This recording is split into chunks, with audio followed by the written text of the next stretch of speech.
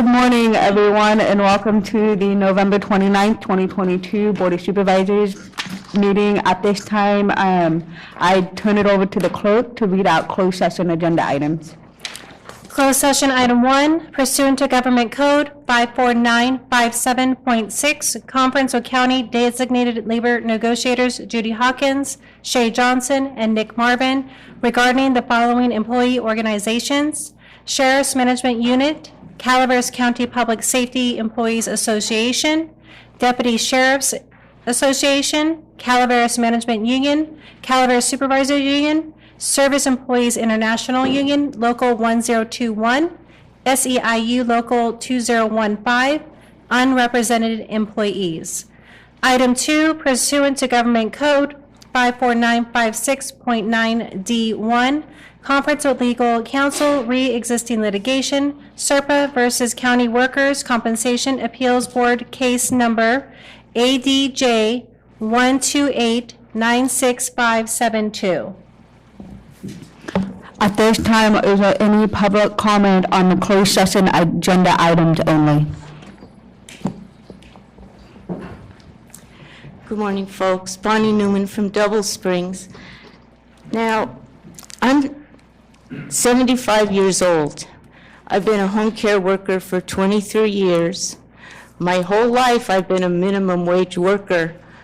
Now, with Social Security, I get about $700 a month.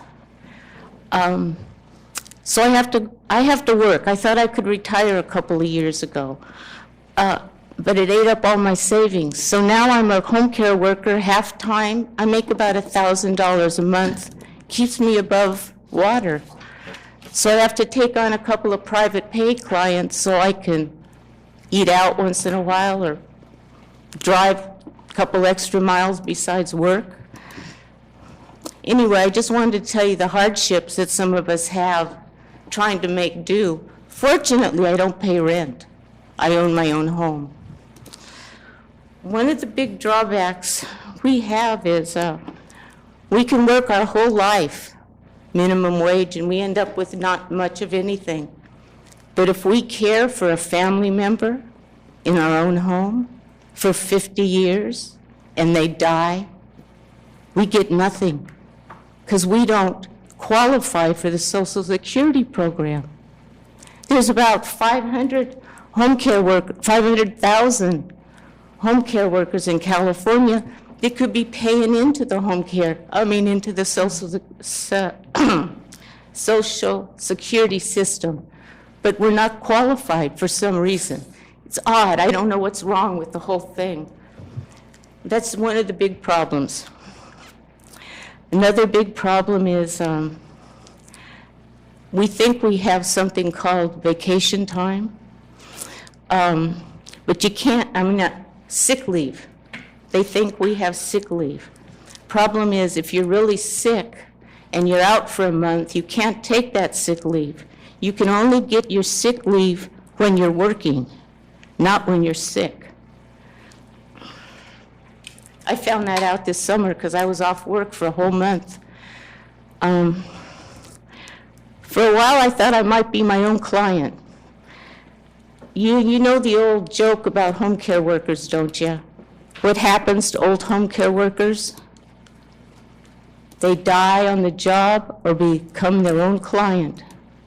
Ha ha ha, isn't that funny? It's not funny, that's the reality, and it sucks. That may be where I end up in a year or two, because I said I'm 75, for crying out loud. How much longer can I work? Till I die. Thank you. Thank you. Gotta go to work now.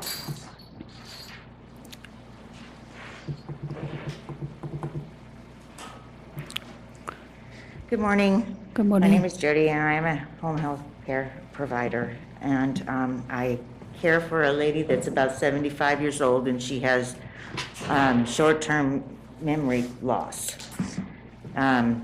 She is capable of being in her own place instead of a retirement home, convalescent home, or nursing care, so forth.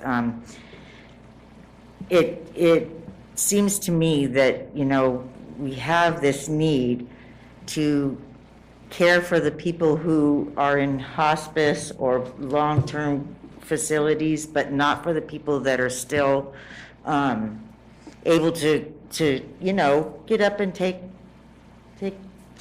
make a sandwich for themselves or something, and the cost of living has made it to where people don't want to do this because they can't. I can tell you that I have multiple jobs and one client, and I would give anything to be able to afford to just care for that client because it's so needed in this county. We all get older, and if we don't, our parents do. And what do we want for our communities and for the people who, brought us up and brought us in, it seems fair to, if we want quality care for our elderly and our disabled, then it seems like, to have a fair living wage. I have a teenage son that makes more than I do at Taco Bell. And that seems very humbling, but it's true. And if there aren't care providers, then who's going to take care of them? Where's the cost going to go then? Because we will have to put them in those homes that cost the county even more money to run. So we're just asking for a fair wage.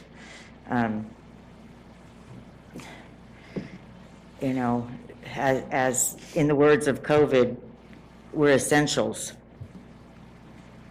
We provide something that is a great need. We wouldn't put our dogs outside and let them just die. Why would we do that to our family members and the elderly that live in our community? I spend my money here too. Your I just have time's, to have some. your time's up. Thank you.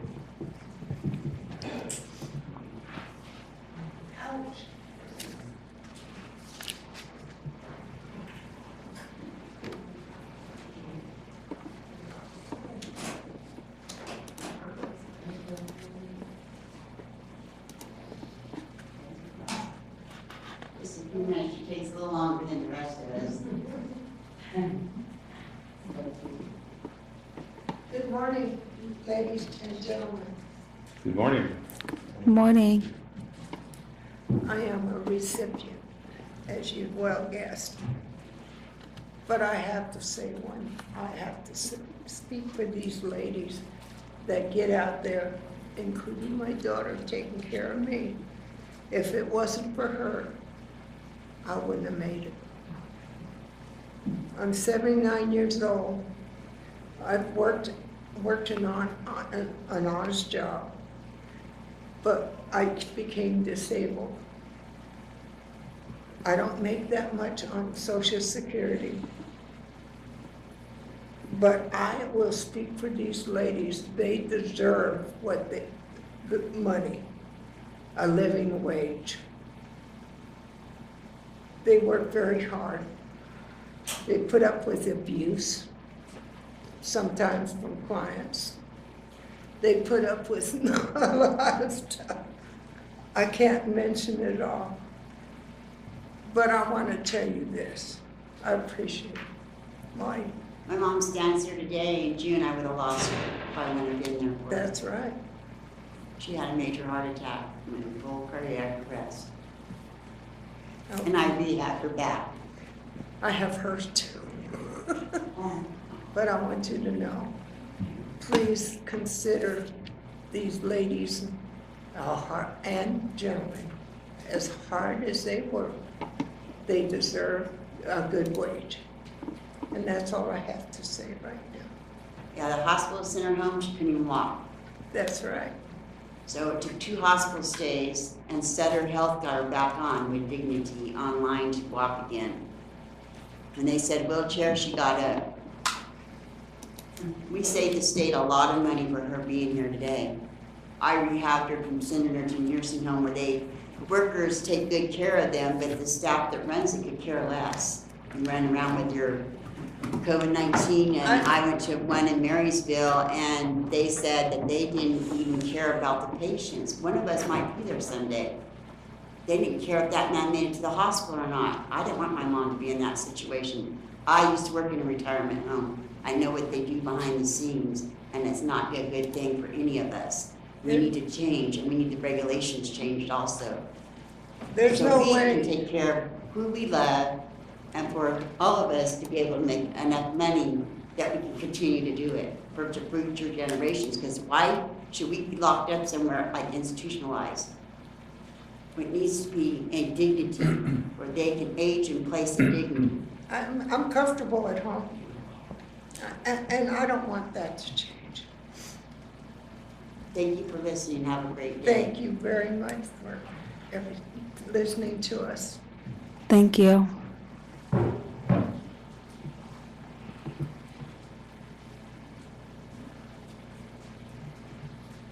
mean, what I say,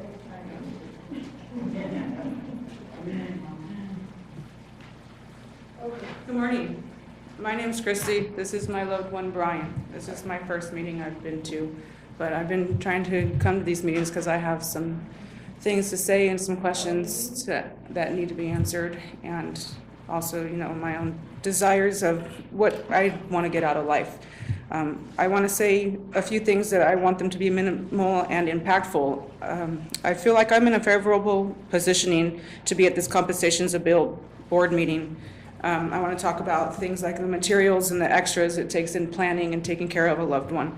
A transportation cost is the main topic that I'm concerned about, not just in gas, because that's where our minds go to, but the cost of tires, the cost of oil, the cost of the battery that I just replaced in my car, cleaning the car, and other small little things. I work in the business world. I'm a produce manager over at a grocery store. I see the cost of gas. I see the cost of food. I see things being raised, and our incomes, I make minimum wage to try, and I also have children that I take care of. So there's other things in my family that make our finances stretch, and it's really tough when we're trying to count pennies. A lot of times we rely on our family members. We have to ask friends for help. Our church members are very supportive. But we are, a lot of us that work in this field, we're often from broken families of mental illness and diseases that create a lot of hardships that some people don't quite understand. So we get a lot of rejection and flack when we approach things that are so important to people. It makes us become humble people, but it also makes us passive and unsure, and we feel like beggars at times. When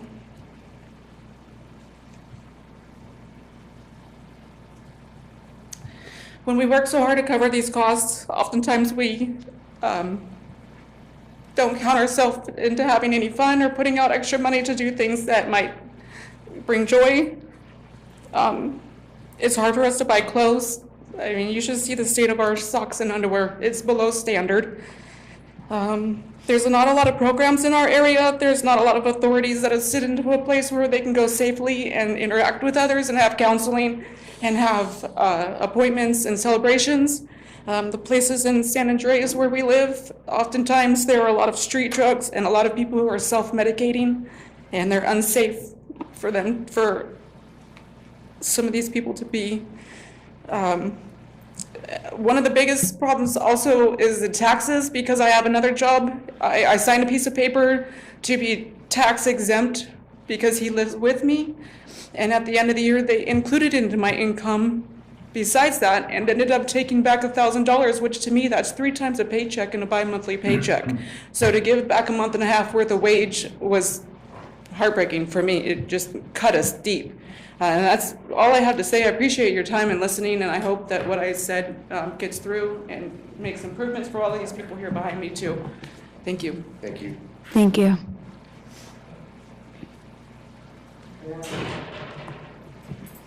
Hi. My name is Lippy Smith. I come from San Joaquin County. And I'm going to keep coming until you guys will understand. These people, most of us, lost our job to take care of our family members. And every single one of you, think about it. We're not that young. We're going to be in that stage one day. Think about it. How would you like your provider didn't come because they didn't have no gas? They didn't come because they didn't have enough gas to make it to you. You're going to have to take care of yourself. A lot of people seem to be going through a lot. The money is not right, what they're giving them right now. It's not going to cause each one of you guys to think about it. Because you're going to keep seeing me come every time to talk to you until you guys decide what you guys going to do. This is a beautiful county. I think that we should show a little bit of appreciation with all these providers. I've been a provider since 2003. I take care of my husband. He's dying of cancer. I had to leave my job, was paying me good money to take care of him. And it does hurt to see other people have things that we can't. So really think about it. Thank you.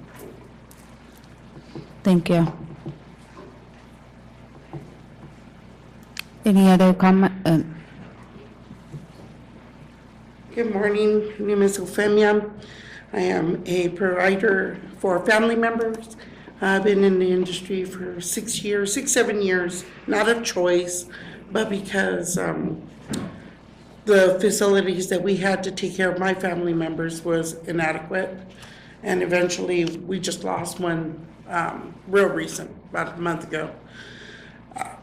We asked Board of Supervisors to switch places with us and just, could you just walk away from your job or wherever you sit, or where, not a lot of people have money.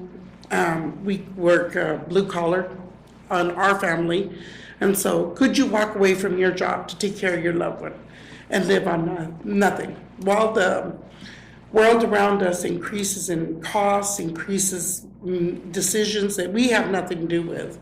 We just, blue collar, just end up paying higher taxes for some reason. We end up having to go without. We end up having to adjust and depend on other family, which is kind of hard.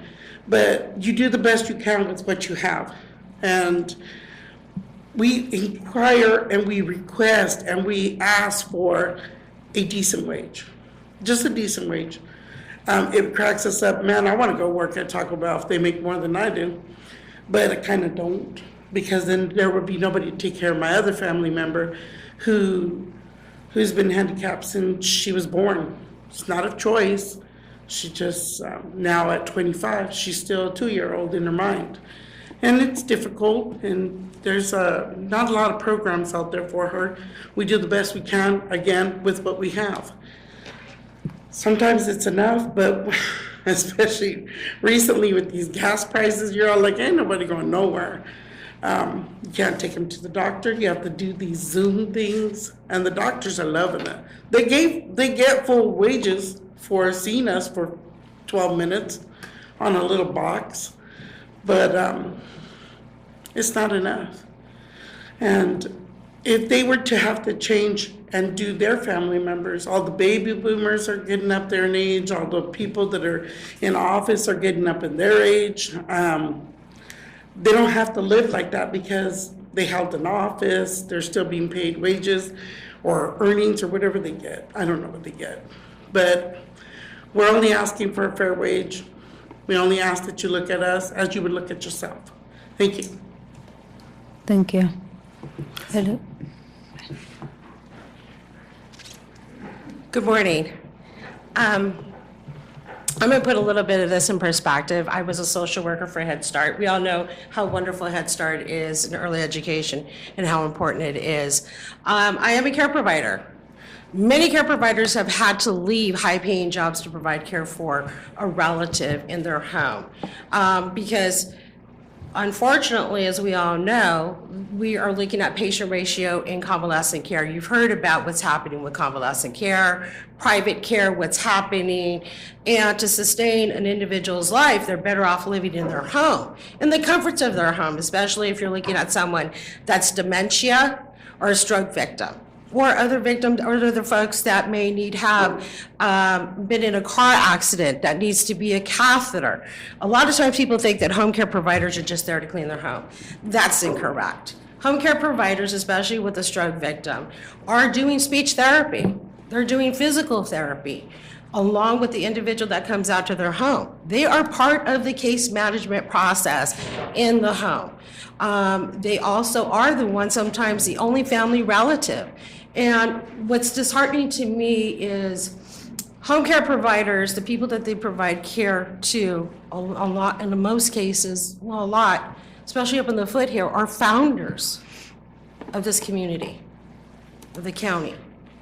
They deserve that respect by having to be able to be home and have someone come into their home comfortably to provide them care. There is bathing that is involved, there's meal planning, a lot of times it's hand over hand, which is assisting the individual with fine motor to be able to feed themselves. Stroke victims, a lot of stroke victims are able to not maybe have all their functionings, but have a lot more functioning to where they can be able to be independent. We all know that as seniors. Well, I'm close to being a senior. I may not look like it, but I dye my hair. I call myself as a freshman. I do. A lot of home care providers are also the ones that are, and I use this analogy, the one with the plunger, because that person that they're providing care for, if they have plumbing issues and they're on Social Security, can't afford it. So we have to be very creative in what we can do. We also, when she talked about transportation, we take them to the doctor. And a lot of times we're the ones telling the doctor what the baseline is. We're the ones that are doing the blood pressures. We're the ones that are administering medication. We're the ones that are doing the bowel and bladder. We're not the ones that are sitting there with the remote control looking at a television. We're not just doing light housekeeping. You're diabetic. I need to ensure that you take your insulin, especially if you're a stroke victim, you're not going to remember, or with dementia. So your life, a lot of times your life depends on the home care provider. So again, we tend to overlook the home care provider. It's also a home care provider in your house is not only saving your life, by being in your home, we're saving taxpayers' dollars. Ma'am. And if you don't have taxpayer, if you don't, oh, Jesus, I didn't see it. Oh my God, give me a mic. You might want to change the color on that a little bit. Oh. Just please, a livable wage for these folks is all that we're asking. Thank you. Thank you. Is there any other public comment? I'd like to give about another 10 minutes if there is, so we'll be able to go into closed session. Okay, I'm not seeing any in the room. I'm going to turn it over to the Zoom. Are there any closed comments on the Zoom? There are no online public comments. Okay. Thank you, everyone. Thank you. Thank you. Thank you. Thanks for coming in. Bye now.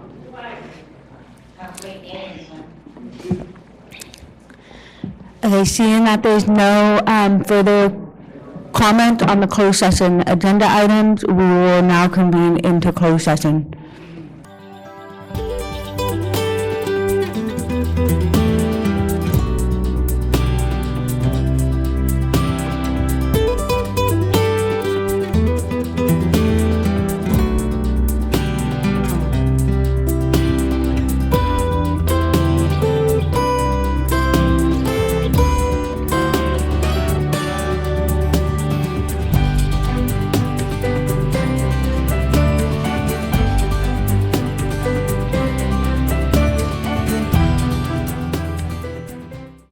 We're good.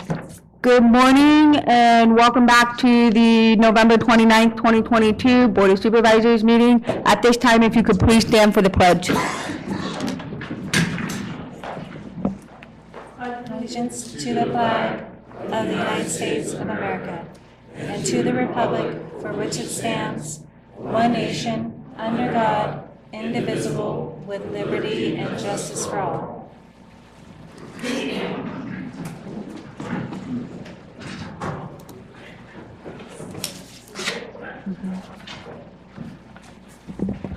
So earlier this morning, we went into closed session, and at this time, I'll turn it over to the clerk for a report out.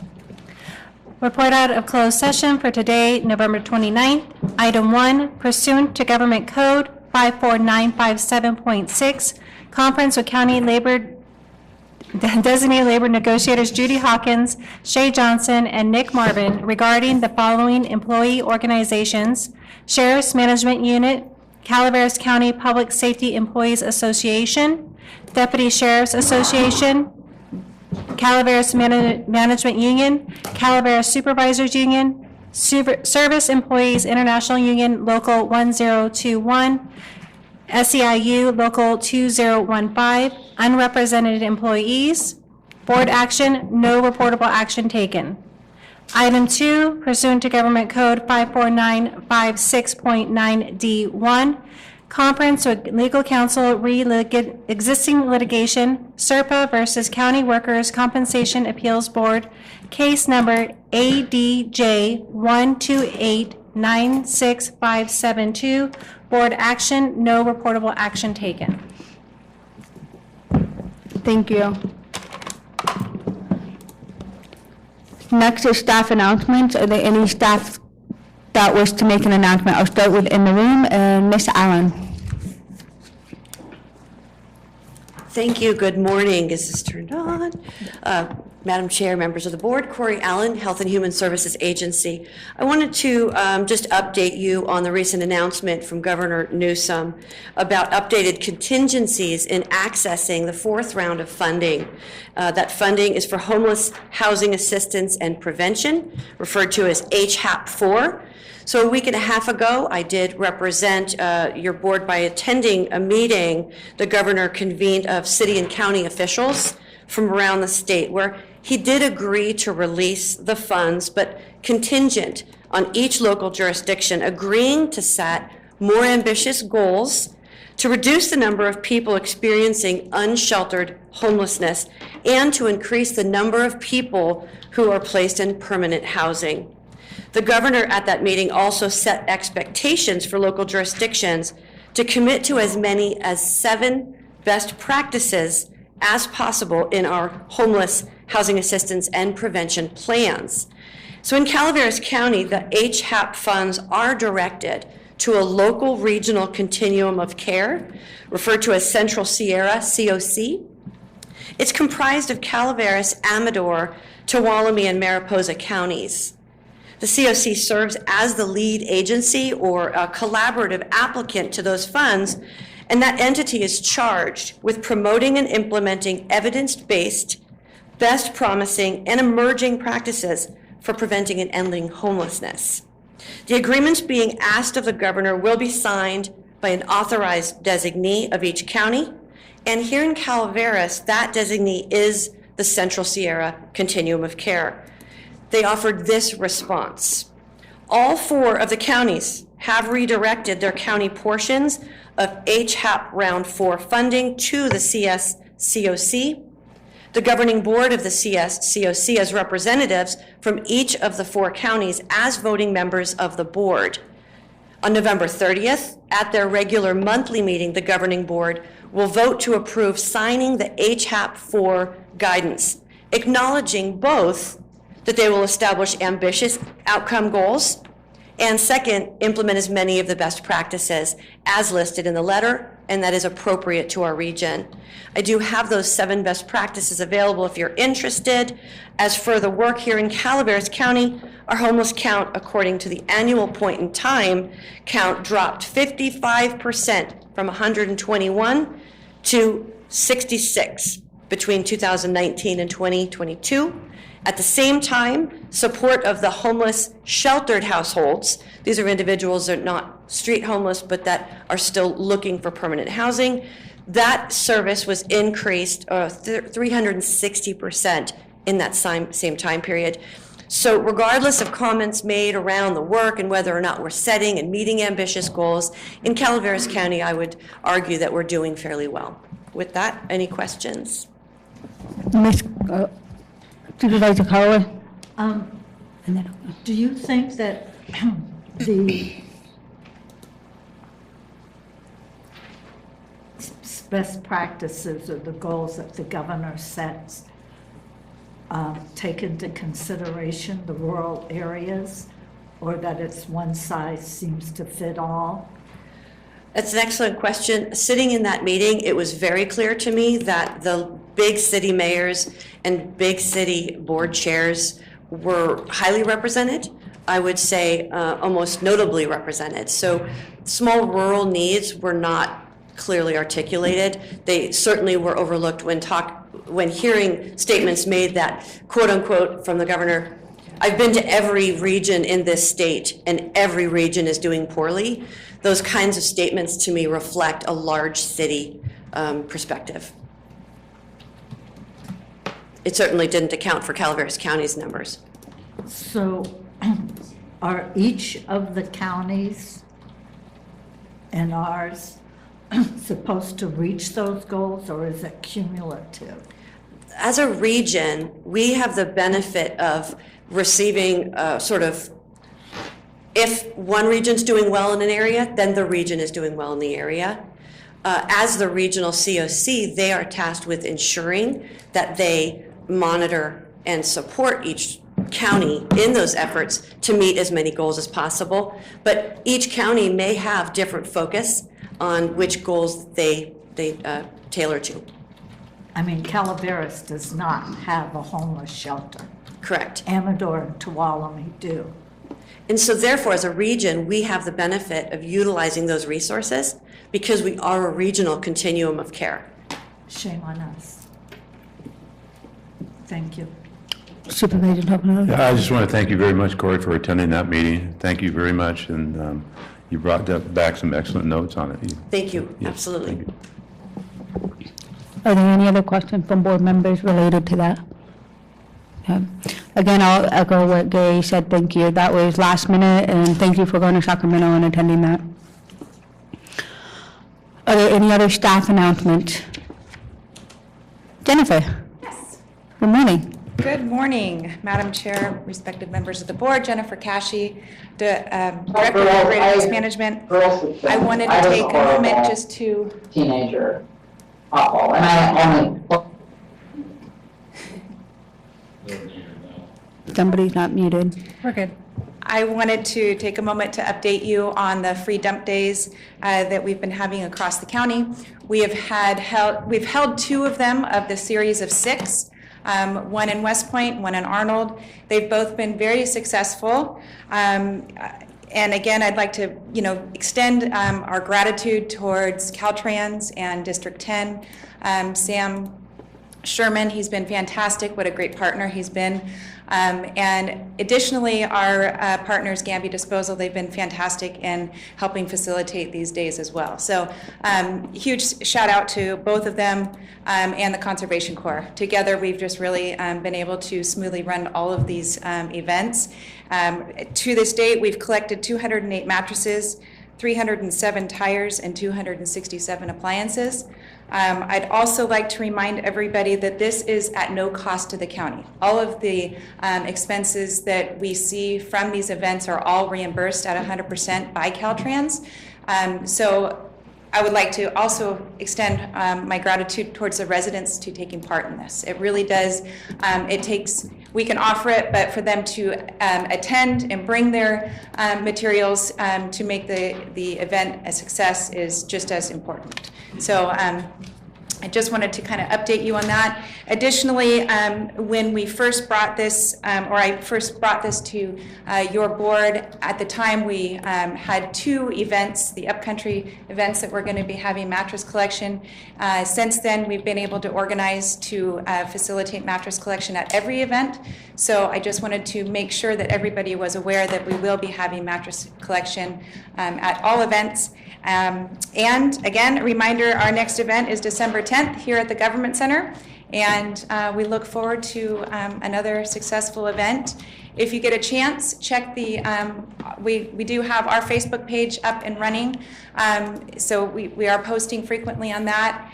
In addition to Caltrans has sent their There are folks out to document our events because they have been run so smoothly that they've been posting on their social media platforms as well, because this is a little bit of a different strategy we took by having multiple events that were a little smaller to maximize our collection and reduce congestion, and it's been just working fantastic. So they're recognizing that model is working, and they've been kind of posting on their social media to generate some interest on it as well. So. Thank you, Jennifer. Ben? Just want to say thank you for expanding the mattress collection to the lower area events. You know, just a little effort, and you were able to get them to pay for it across the county. I appreciate that, Jennifer. Absolutely. And then I look forward to the time we have our next solid waste task force meeting. It's coming soon. Supervisor Jubilee? I just want to also express my gratitude. Thank you. This seems like a really great success, especially how hard it is to communicate with people up country and figure out how to connect. I think your understanding of the local, how things work, really worked. And we got every refrigerator or dryer you collected is one less that our crews have to pick up on the side of the road.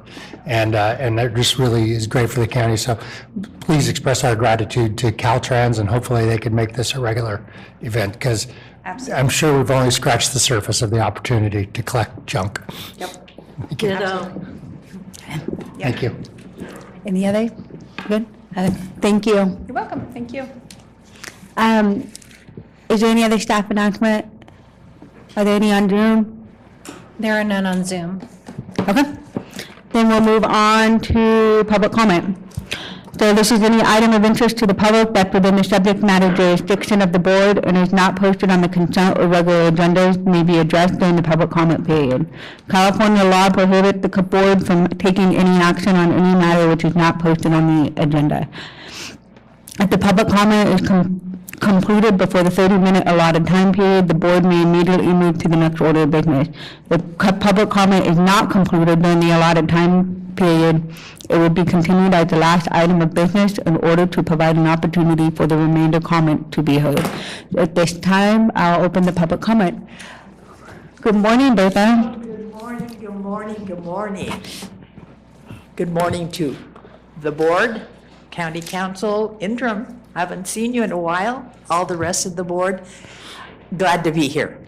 I came down before the weather comes in on Thursday, so just to make sure, because I'm sure for the following month, Marita is going to be up to here in activities and festive pleasure and what have you. And so I just wanted to make sure that I came to talk to Marita. Yes, we will plow your roads.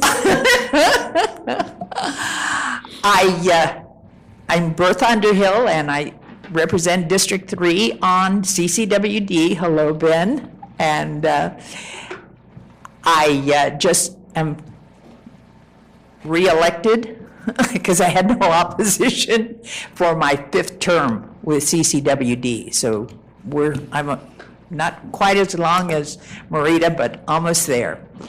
I lived in Camp Connell for 32 years, and so I moved down to Arnold for the last couple of years, and I'm right behind Dollar General if anybody needs to talk to me, okay? Marita, I'm here for you.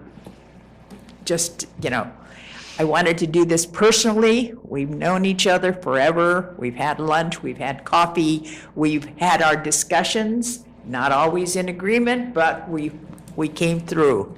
And as I say, I just wanted to make a special trip down here to acknowledge you.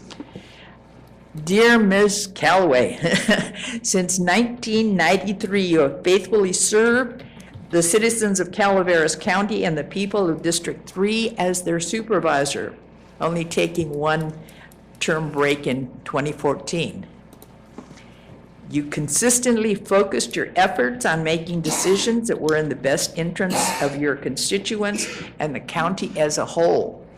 And a special part of that was with White Pines Park, because you were there for us when we needed you, and White Pines Park still welcomes you whenever you're in the area.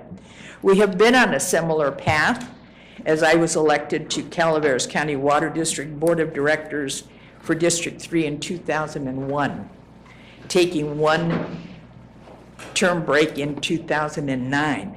Then I came back, and I feel we've been a terrific team representing District 3 for all these years. I encourage you to enjoy your retirement in ways that are both fulfilling and relaxing. And I wish you good health, primo, good health and happiness. And Marita, I'm just, glad to be here and share those few words with you, and thank you very much. I truly appreciate that, and I also appreciate CCWD's tank replacement.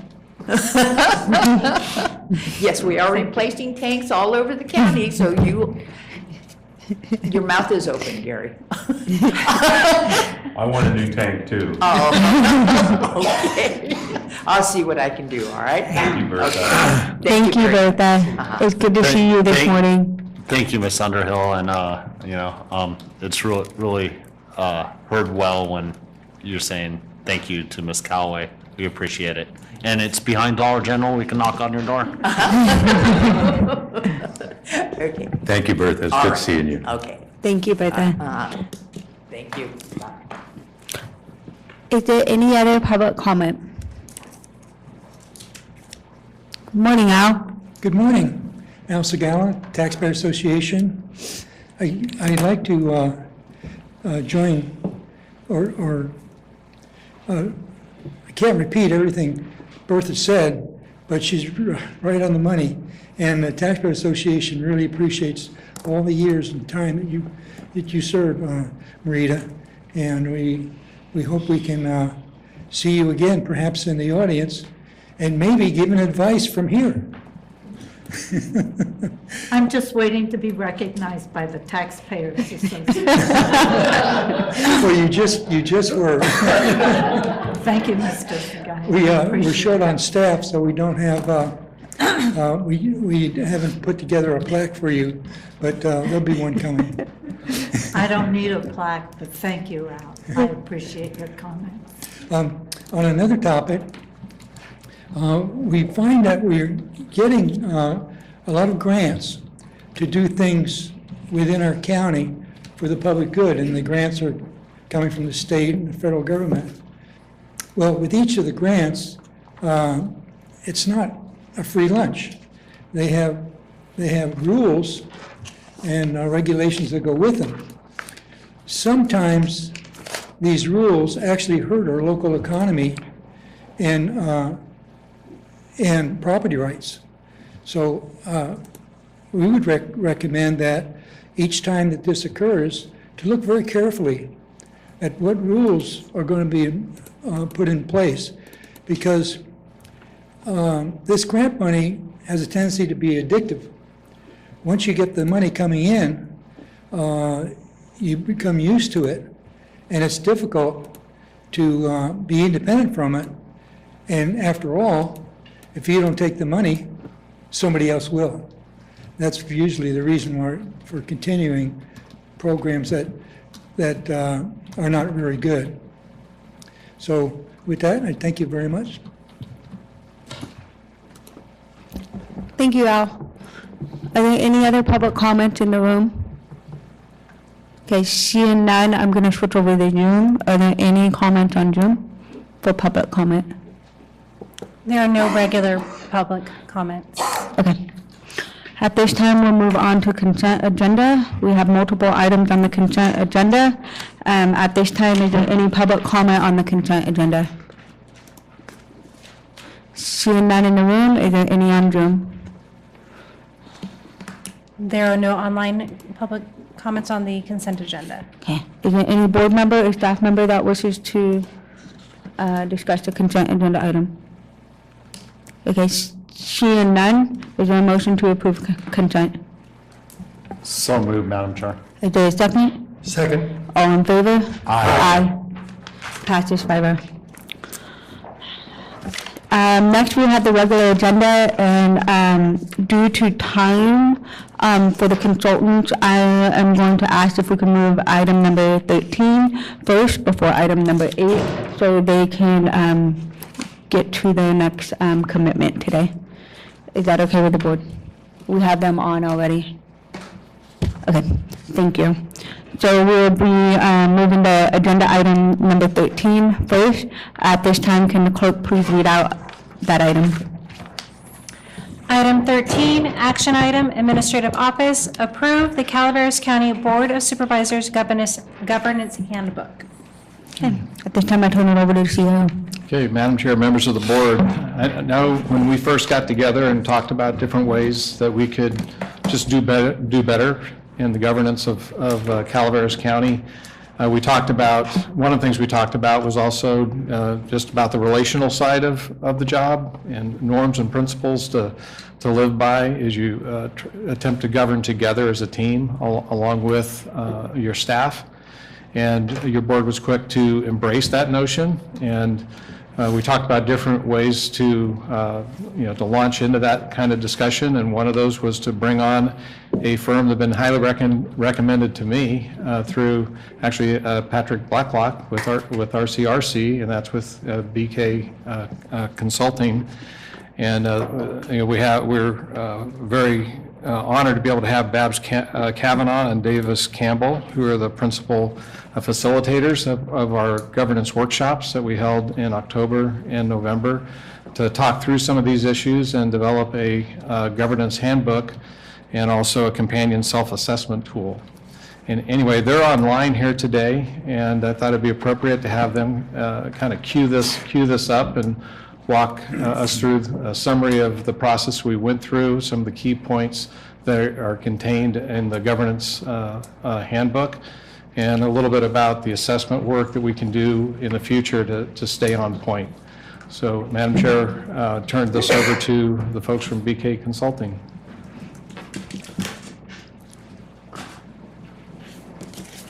Do you have Babs and there you are. Hi, good morning. Morning. So nice to meet everybody. So I'm going to launch this, and Davis is going to also be joining me in terms of really talking about the process and what we went through. So I just want to begin by saying that I want to congratulate this Board of Supervisors for committing multiple days to thinking about and reflecting upon effective governance practices. The discussions we had over the course of those few days and the agreements made really reflect the dedication and stewardship of all of you as you do your really important work. As stated so clearly in the introduction to the Calaveras County Governance Handbook, I just want to read one paragraph because I think it really reflects the work that we embarked upon together. Although elected from individual supervisorial districts, supervisors work together as a governance team with the chief administrative officer. Even though it is the board that governs Calaveras County, the board is made up of individuals. And it is the professional governance manner and effectiveness of individual supervisors that determines the effectiveness of the Board of Supervisors. So this process that we embarked upon and went through over several days resulted in the documentation of the Calaveras County Governance Handbook and Principles of Good Governance and the agreements about the governance structure. It was a really amazing several days. It was just a pleasure to work with this board and CAO, and now I want to turn it over to my colleague, Davis Campbell, who's going to further describe both the process and the results. Davis? Thank you, Babs. Good morning.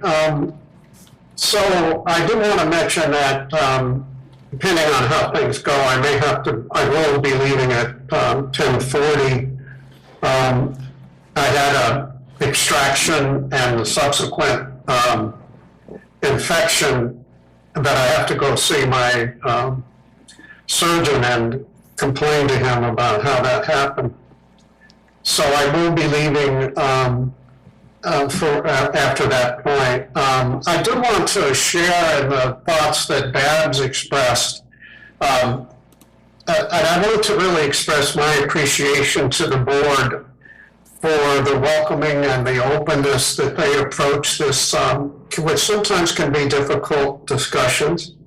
I actually think that this has been one of the more effective and pleasurable boards that we have worked with. I think everybody was focused, attentive, stayed on track. It was a very, very a very extensive discussion, but very approached by the board very sincerely.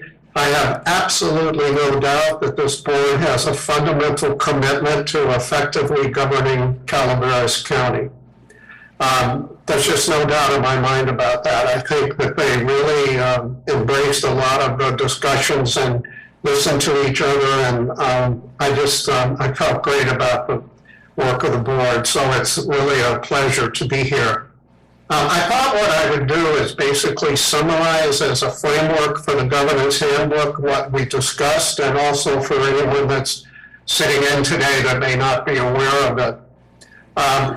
We really focused our discussion on the three fundamental elements of effective governance, effective board governance, something that we have seen over the last 40 years present in virtually every highly effective board.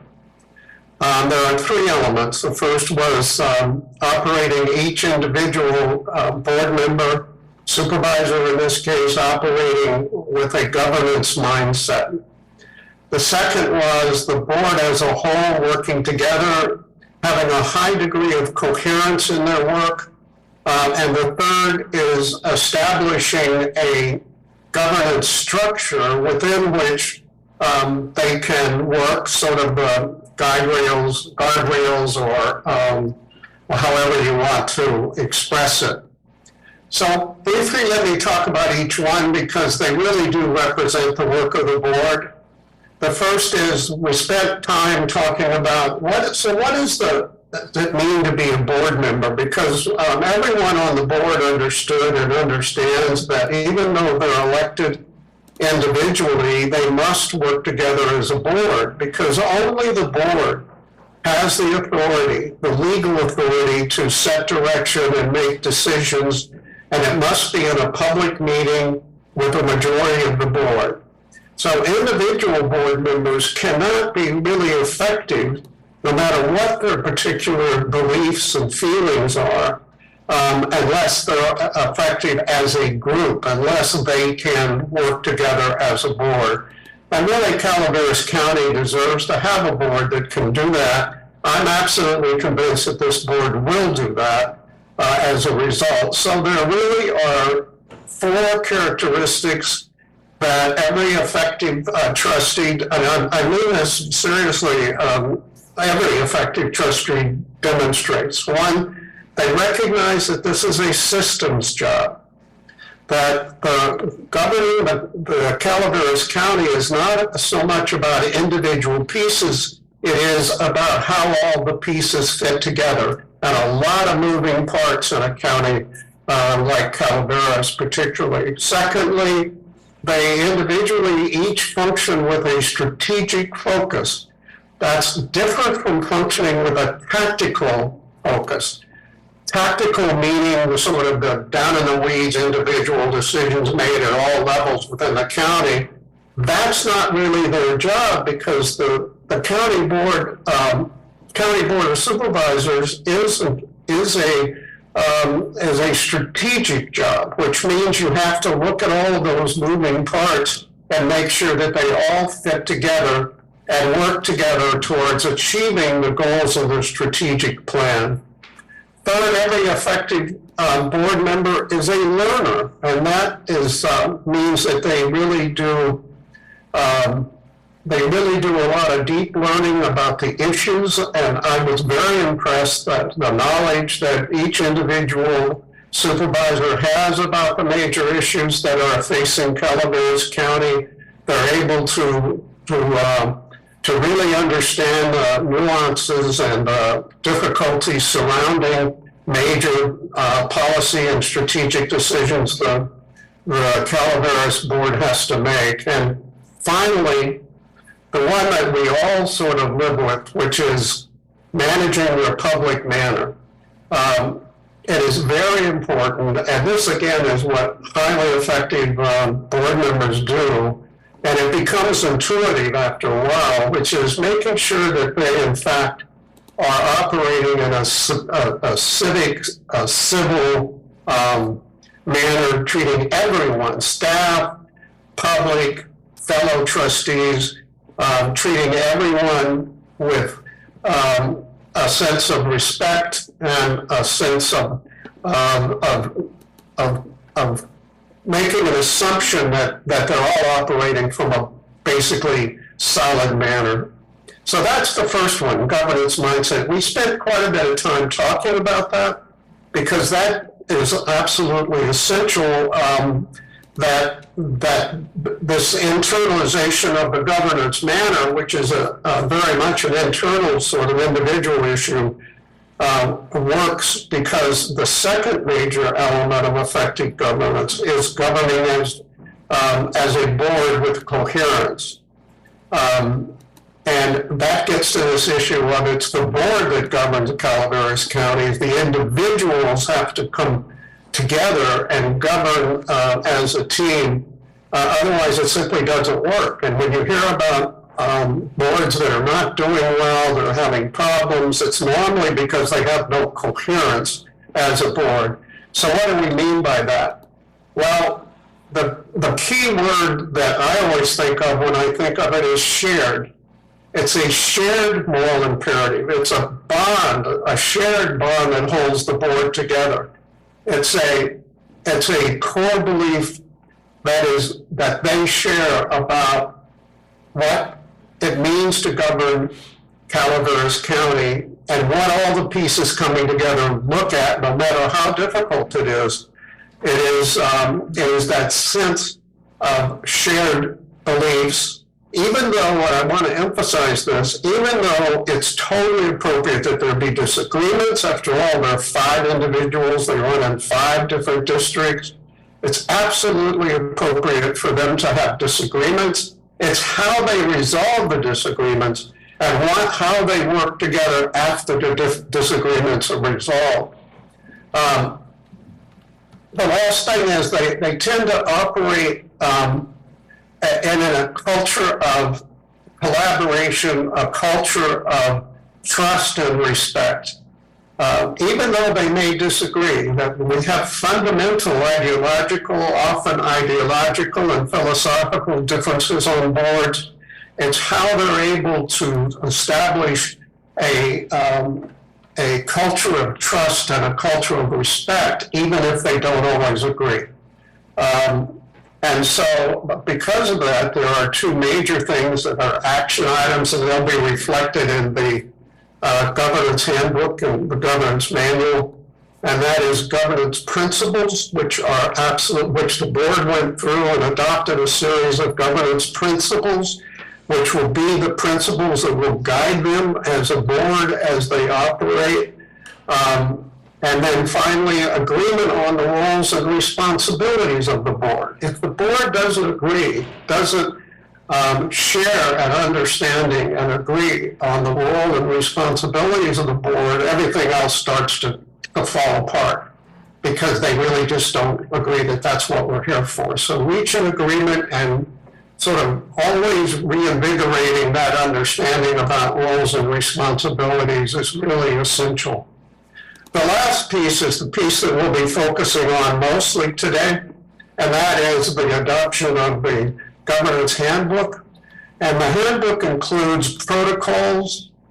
It includes a series of major structural issues. It will include norms. It'll talk about how the principles actually direct the actual work of the board in establishing the sort of rules of the road that the board follows. We call those most frequently protocols. So that's basically about as short a review as I can do, as Babs is smiling, as she knows, on the tremendous work of this board. This is a very solid, good board. And I think that they are committed to sustaining that by welcoming new supervisors on board, by working together to really fulfill the strategic plan, which after all, they adopt.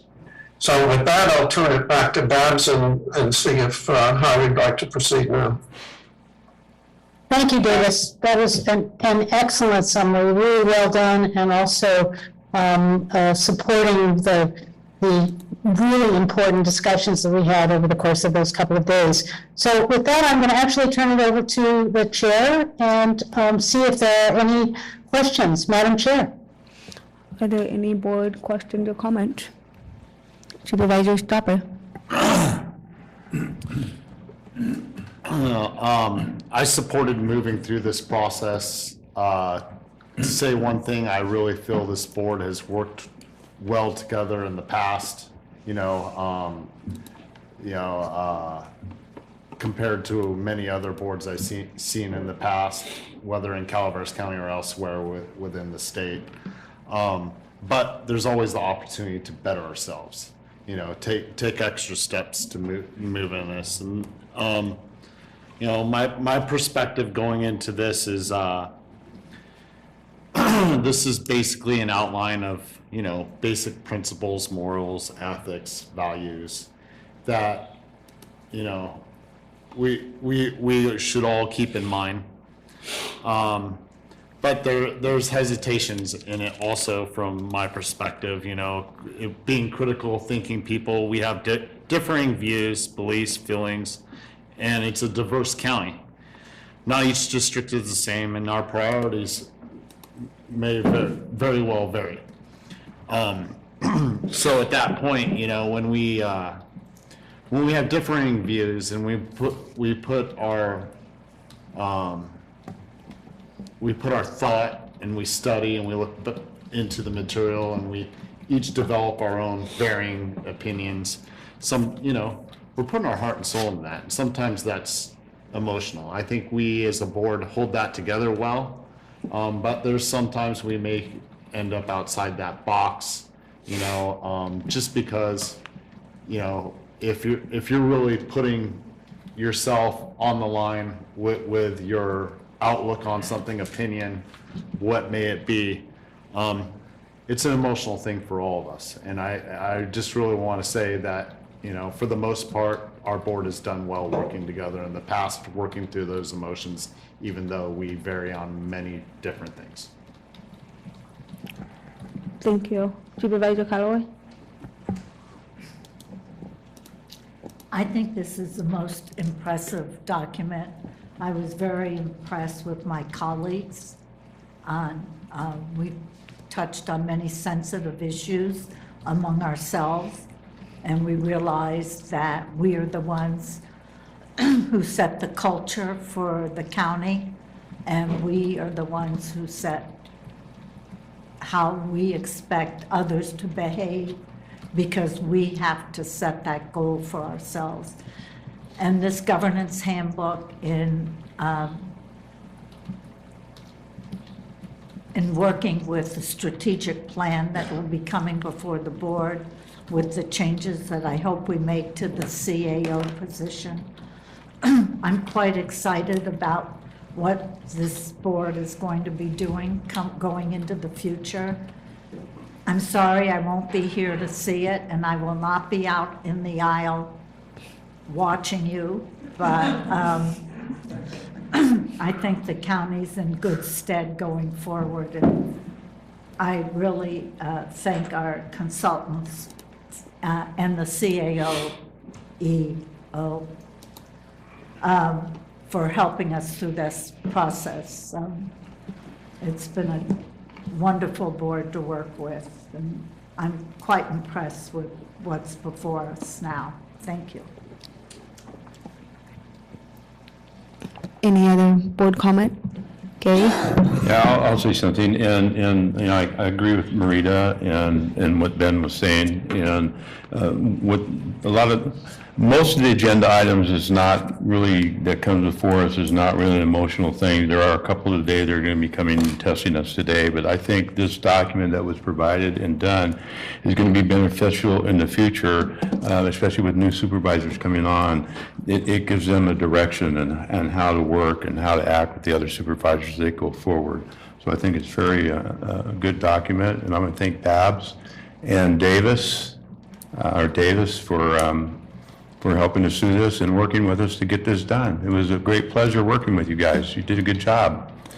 And Davis, I haven't heard Babs say no to you once today, so. Thank you. Supervisor Garamendi. I will weigh in as well and thank the consultants and thank my fellow board members for putting this together. When I joined this board almost 7 years ago, I couldn't have imagined that we would be able to complete something like this. It's pretty, it may look, like, hey, this is just what people do, but for this board to accomplish this is pretty spectacular. I'm trying to live by it already. I left the room for one phone call and a section got put in that I wasn't aware of, but as Craig said, no one else objected, and I've already agreed to going along with everybody. I'm on board. So it's definitely one of those retreats you don't want to miss a minute of. But I appreciate the work that went into this from both the staff and my fellow board members, and it's a big move for us. So thank you all very much.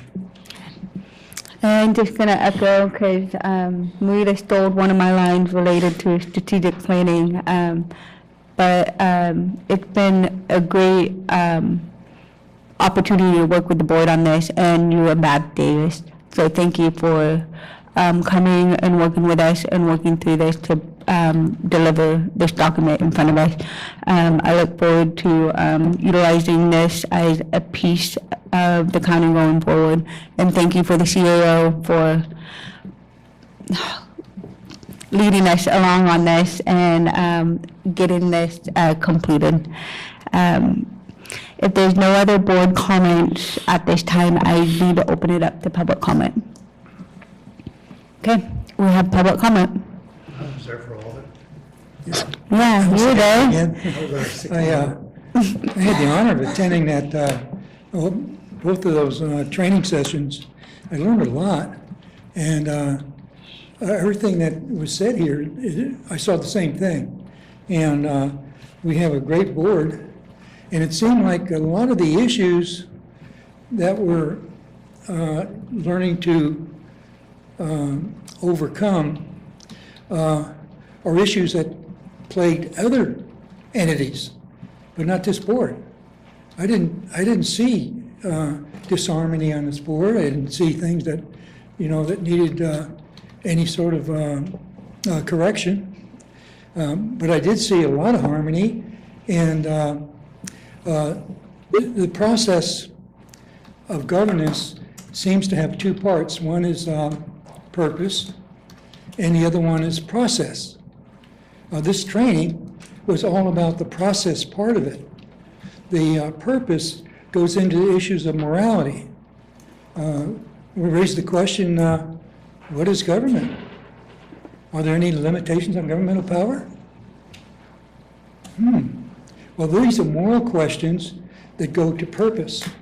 And I put together a small paragraph that pledged the board to follow the U.S. Constitution, particularly with the protection of rights to life, liberty, and property. This is about as short as sentence I could put together, and I don't know if that actually got in the handbook or not. If not, I recommend that the next time that you consider purpose, if you do consider purpose, that you would consider that. Thank you. Thank you, Al. Is there any other public comment? Okay, not seeing any in the room. Are there any online on this agenda item?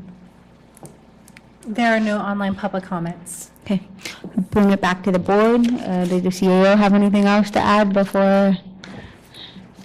Well, I'll just thank you guys for hanging in there and going through this process. It was an important one that we discussed early on.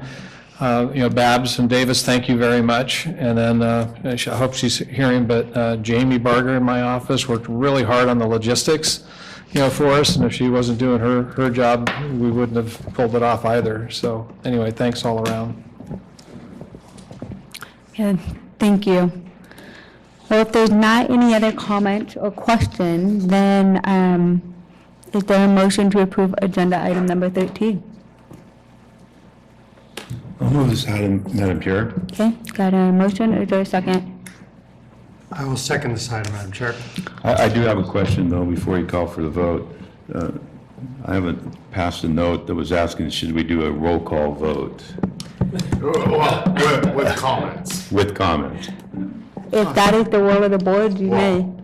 So, Ms. Callaway keeps asking for comments. I'll start with Callaway then. I don't think we need to do a roll call. And I think That's fine. to all my colleagues, it was a very difficult time for us, and I think we all came through as champs. I didn't make a motion or a second because y'all are gonna have to live with this. But thank you, Mr. Stopper. And Mr. Tuffanelli. You can tell who I agree with and don't agree with. We got a motion? Can you clarify who that is? So we got a motion and a second on the table. We've heard it from Callaway. Are all those in favor? Aye. Passes 5-0. Thank you, Babs. Thank you, Davis. Thank you. Okay, We're gonna take a poll, I might consider that. Oh, no.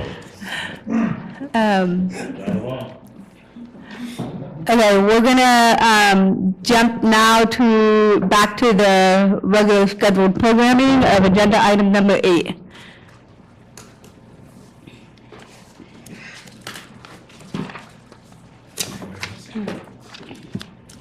Yep, if the clerk can read out.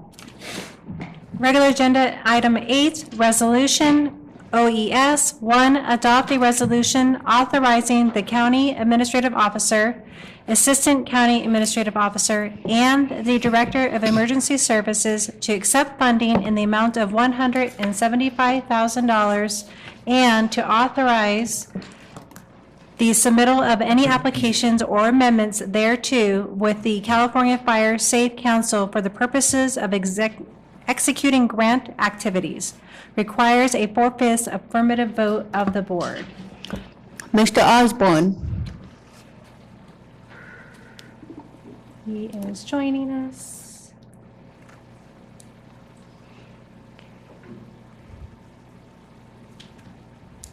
There he is. Good morning, Madam Chair and members of the board. Thank you for taking time to hear this today. First, I have to start off with an apology. I did in the staff report note that it takes a 4/5 affirmative vote of the board, but upon further review, these grants have been included in our final budget adjustment this last year that we just completed. So I apologize for leaving that language in there. It should not be in there. And with that, this is the first of 2 grants that we are pleased to bring to you from the California Fire Safe Council. This grant is known as the County Coordinators Grant. And what it does is it allows the county to hire a limited term position for the purpose of wildfire mitigation outreach and coordination. It is our issue here in the county that this will address is we have lots of great both public and what I'll call private groups performing wildfire mitigation. And the purpose of this grant is to hire a person to not only promote and conduct outreach for that mitigation work, but to help coordinate so that we have a united front when it comes to wildfire mitigation here in the county. As each of you is all very aware, wildfire is the biggest threat in our county as identified by our multi-jurisdictional mitigation plan. And so this grant will be used to cover administrative costs relevant to the county coordination efforts, including but not limited to salary, support, and administrative costs for the county coordinator. The county coordinator position, the limited term position, is currently listed on the master control list. And actually we have a pool of applicants ready to screen should you guys choose to accept this grant. And with that, I think I'm happy to answer any questions. Are there any questions from the board? Okay, I'm not seeing any. Is there any public comment on this item? To repeat what I said before, we need to look at this as to where the rubber meets the road. What effect on local property rights is going to take place with this grant money. Also, in the case of wildfires, we have a problem with first response failure. The reason for that is because when the wildfires occur, they're in a difficult area to reach, and if you don't have aircraft already in the air during these difficult times, by the time they get to the fire, it's already spread too far, and it means sometimes $18 billion in losses. But if you have aircraft already in the air, loaded, ready to go in the area where it's most likely to have the wildfires, you have a good chance of putting the fire out on the first strike. First response, success. So if we can look at this a little bit, I know it's really a lot of responsibility on the state, but even the state should be encouraged to look at this a little closer, because if you spend $1 million to save $1 billion, that's good economics. Also, you'd be saving lives. Thank you. Thank you, Al. Are there any other public comment? Not seeing any in the room. Are there any online? There are no online public comments. Okay. With that, I'll bring it back to the board. If there no other questions, then I guess Mr. Stopper. If there's no other board questions, I would like to move this, Madam Chair. Okay. You got a motion? Is there a second?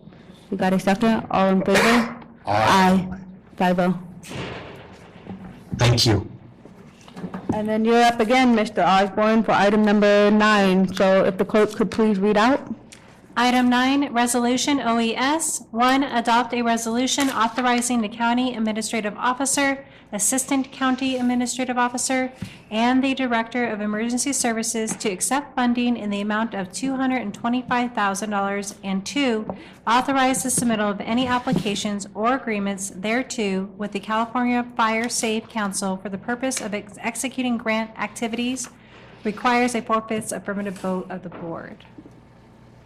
Mr. Osborne.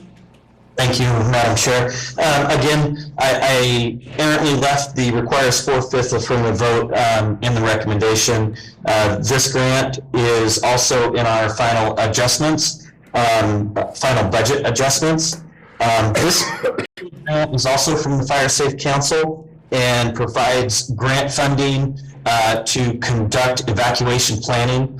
As I'm sure you guys are all very well aware, evacuation planning for wildfire and in reality other emergencies is a critical piece for us here at OES, and this grant will allow us to reach out and to actually build a framework plan for those evacuations, and to be able to look at traffic flows and different ways that we can move evacuees more efficiently and out of harm's way faster.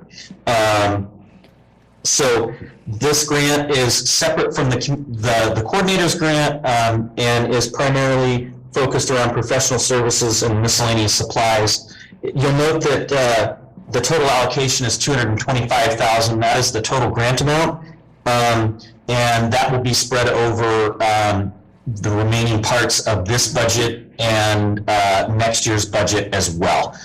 So that's why you see the lower amounts that we anticipate spending during this budget cycle. And with that, I'm happy to answer any questions. Are there any questions from the board on this item? Yeah, I have a question. Okay, we'll go with Gay and then Supervisor Callaway after. John, I'm looking at the financing part we have here, and it's about $225,000. And it says increase appropriations in the amount of $82,895 for the fiscal year, and the current budget for the following purposes: professional service $102,107, and miscellaneous supplies $9,211, for $111,318. Can you explain a little bit of how those numbers, I mean, if you're going to appropriate $82,000 for this year, but you're showing for the purposes of, and the total is different than the 82. Yes, I apologize for that. And that's just my error in what I listed there. What we have for this grant year, or I'm sorry, this budget year is $37,225 for the evacuation. That'll be income, and then $79,951 for professional services, $43,051 for software subscriptions. That's specifically for our Zone Haven application. And then we are increasing minor equipment other in the amount of $25,000. So I apologize that those numbers are inaccurate. Okay, thank you. Thank you Supervisor, for clarifying that. Supervisor Callaway? Mr. Osborne, I'm not quite clear on how this would be implemented. Of course, it's a huge issue in the Ebbets Pass corridor.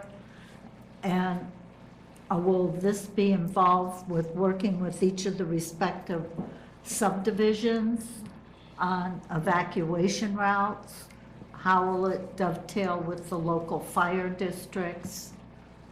I know the first responders, the CAL FIRE, Chief Johnson, so forth, have tried to encourage people to go out the way they normally do, not go down the dirt road where they might need a four-wheel drive tank to get out. I mean, I'm not clear on how this is going to be implemented on the ground.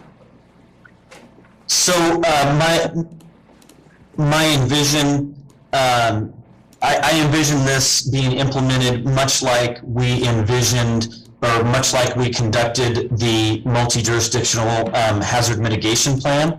We're going to hold outreach meetings. We're going to meet with our stakeholders, many of whom you mentioned, and they're going to have influence in the construction of the plan.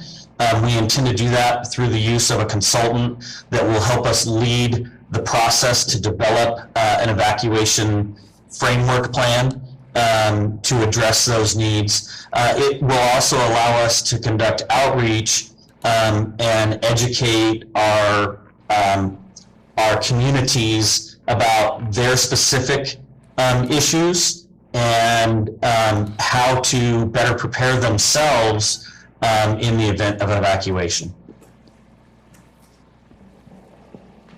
We've been through these exercises before. Is there something that might be different this time? I mean, we've had community meetings on these same topics, and I kind of feel the expectation is different than what the reality is on what can be accomplished. I'm just interested in the outcome that's expected? So our expected outcome is that we will have a framework plan that we can use as a template to lay over any particular emergency and conduct an evacuation within that framework, which is something that we haven't ever really got to before. We have, operational plans that talk about who's going to do the evacuating and who's responsible for what for those different pieces. And this plan will produce things that we can do ahead of time, such as maintenance of those dirt roads, signage, community outreach, so that we better educate our communities about what's expected of them and the timelines that they can expect during an evacuation, and how that may influence an individual's need for evacuation in regards to when and where. Everybody has their own set of circumstances. I'll use mine as an example. I've got dogs and horses and cattle, and depending on the time of year, lambs and pigs at my house. So what that means is if I'm going to gather those folks up, gather those animals up and evacuate, it's going to take me a lot longer to evacuate versus someone that just has to load up their, household cat. And so our goal with this is to educate the public about their being more aware of their own particular circumstances, and then being aware of the process of evacuation and how we may evacuate. An example of that that is paramount in the county is the Highway 4 corridor. Everybody thinks about going downslope in the event of a fire, and that may not necessarily be the most effective way to evacuate the communities along the Highway 4 corridor, just as an example. And so that's what this planning process will do. We'll be able to run models and hear from stakeholders about what will be the best way to conduct an evacuation during an emergency. Thank you, Mr. Osborne. You're welcome. I have one question. So in the scope, under section 4, under the scope of work, it notes a cloud-based evacuation map. Lately, the Fire Safe Council has been discussing having a platform to host the evacuation, the maps for each of the districts. Is this something that would support that could possibly support that endeavor, not just for the Fire Safe Council, but also for each of the fire districts across the county? As of right now, I know there's one current map that folks can utilize with the QR code, but there's no home for it. So it's just kind of floating out there, and there's not one location for all of these maps to be for not only first responders to access, but also the public to access. So would that be an example of outreach or resources for the community? Yes. So the cloud-based system that we're referencing in the scope of work is the Zone Haven application that is available to the public as well as first responders on the community information page on our home website. And we can actually, one of the things that we hope to do is be able to design waypoints and destinations for the 233 zones in the county, so that when there's an evacuation, a resident can go look at their zone, and it will give them live information about which shelter to go to for themselves, for their pets, for their large animals, and which of those shelters and those safe areas are closest to them and the most efficient route to get there. So it would not help the fire districts? Well, it would help them in that sense. The mapping? where the helipad would be, or accessing any of those maps? So I believe the mapping that you're talking about and the map that exists is the Central Calaveras map. And we've actually been looking for a place to for that to reside. We've talked with them about doing that through the county website, and we could certainly incorporate that into the planned building. Okay, so there is one avenue of resources. Okay, thank you. Topper. Thank you, Madam Chair. No, this is more of a question for County Council and the CAO. This being a budgetary item that requires a 4/5 vote, would it not be proper to amend it so it reflected the proper numbers before when it comes to financing, before we approve it? If I'm not mistaken, and please correct me if I'm wrong, John, but I think Mr. Osborne said that the appropriations actually have already been included in OAS's budget, and so it's actually mistaken that it requires the 4/5 vote. Oh, okay. Is that correct, John? Did I get that right? Yes, ma'am. Okay. Okay, but with that, us approving this, would it still need to, no? I think since we're, I'm sorry, go ahead. I was just saying, I think if the board's not actually being asked to increase appropriations in this item because it's already been done, then we don't need to worry about that. And I believe John clarified the numbers when Supervisor Toffanelli asked. Very good. I'll just mention, Supervisor Toffanelli flagged this for me yesterday evening, so we did some quick homework, and we'll try to get that better the next time. Are there any other board comments or questions? Okay, seeing none, I'll go to public comment. Are there any public comment? Bertha? And it's okay if I'm standing up, because I need to stand up as much as I sit down, so don't worry about it. But anyway, John, I just want to make sure that somebody was at the corner or at the intersection in downtown Murphy's during one of our last evacuations. And I'm hearing stories about cars that were at that intersection for 6 to 8 hours because they couldn't move. They couldn't go anywhere.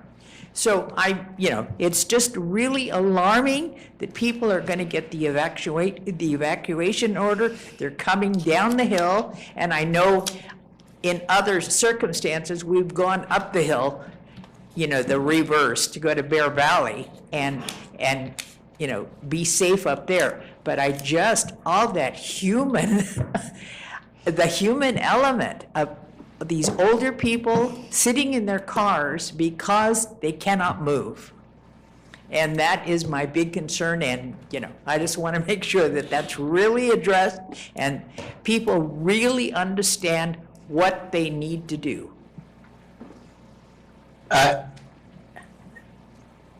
Madam Chair, may I respond to that? Good. Yeah, go ahead. I share that same fear, and that's one of the reasons that we're seeking to do this work, is to figure out a way to move people efficiently and educate them to be ready and to be efficient, and to avoid that exact set of circumstances. That's probably the thing in what I do for the county each and every day. That is probably the thing that wakes me up in the middle of the night the most, is that we can't get everybody out of harm's way in time. Right. So our lives are in your hands. Thank you. Thank you, Bertha. Is there any other public comment in the room? Okay, seeing none, are there any on Zoom? There's no online public comment. Okay. Thank you, John, for answering all those questions. I'll bring it back to the board. Is there a motion to support this item? I move this item. Okay. Madam Chair. Is there a second? I'll second it, Madam Chair. There's a motion and a second. All those in favor? Aye. 5-0. Thank you. Next, we have item number 10. If the clerk could read out, please. Item 10, resolution, Human Resources, adopt a resolution authorizing, 1, the transfer of the Division of Cannabis Control from administration to the chief building official. 2, changes to the position control list related to the cannabis regulatory program. 3, updates to the job description and salary range for the chief building official. And 4, the recommended associated budget changes effective December 3rd, 2022 requires a 4/5 affirmative vote of the board. Judy. Good morning, Madam Chair, members of the board, Judy Hawkins, Human Resources and Risk Management Director. Today, we are bringing before you a resolution transferring to the Division of Cannabis Control. In February of this year, the director of the division had put in his resignation. The CAO and myself met with him to determine what was the best step forward, how do we want to recruit, all of that. It was brought to our attention at that time that the division could not sustain the amount of full-time employees that it had in it, and it was recommended that it be transferred under another department. And this recommendation came from the director of the Division of Cannabis Control. So we, the CAO met with Mr. Oliver and Ms. Medina and discussed how we can move forward on a temporary basis and ask them to manage the department and then come back in 6 months with recommendations. And in looking at all of the options for the department, it was determined that it would be best suited at this time under the chief building official. So I am asking that we transfer the division. Now, these changes does not change the roles and goals of the Division of Cannabis Control. These strategies were developed to make sure that there was an efficient, thorough, and speedy application review, comprehensive regulation, and effective administrative enforcement. So these will remain in, these goals will remain in effect.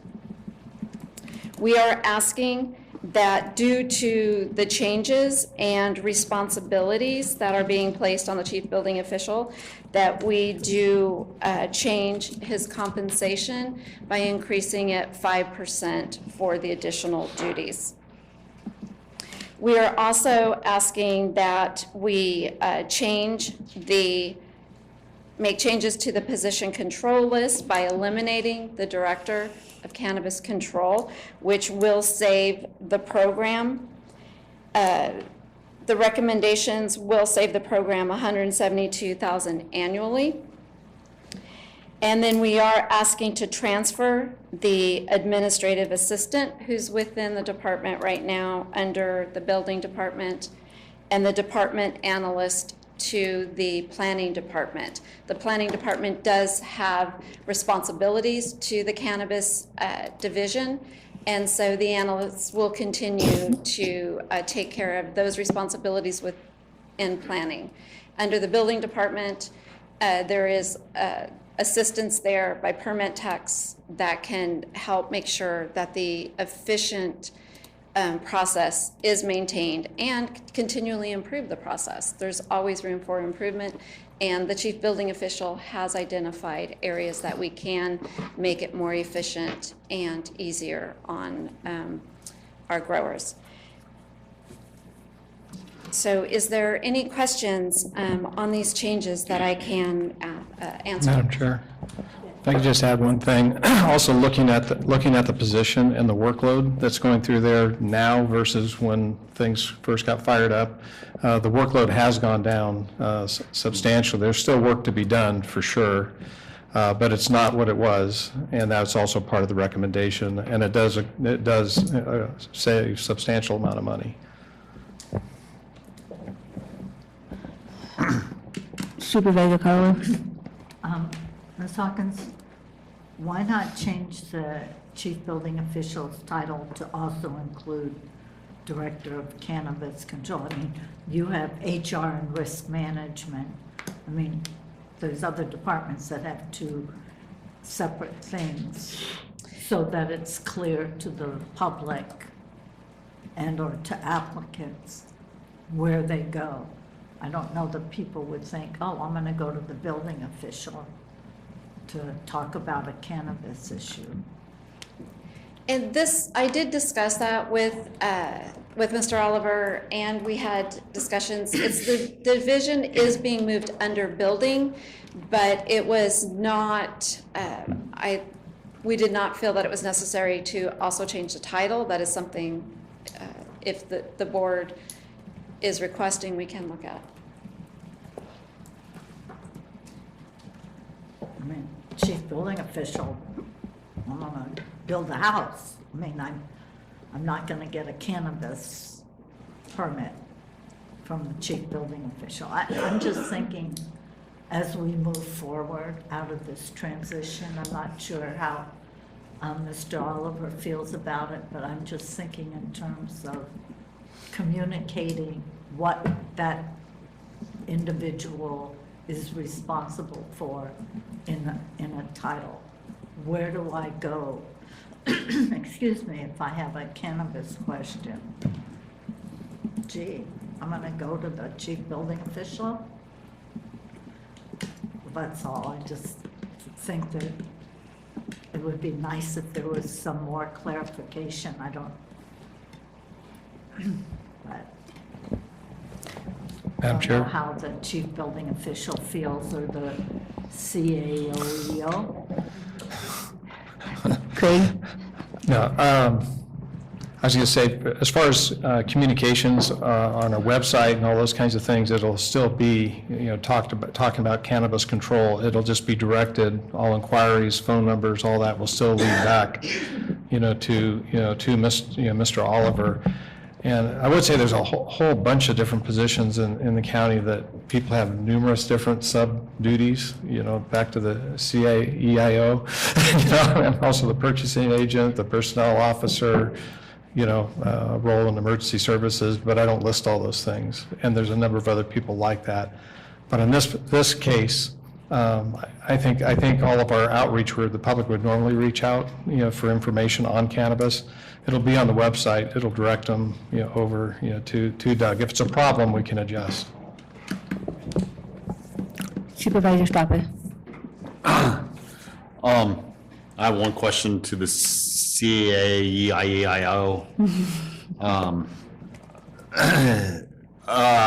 With this here, it says we're moving the administrative assistant, the department analyst, one to planning and one to building, I assume. Correct.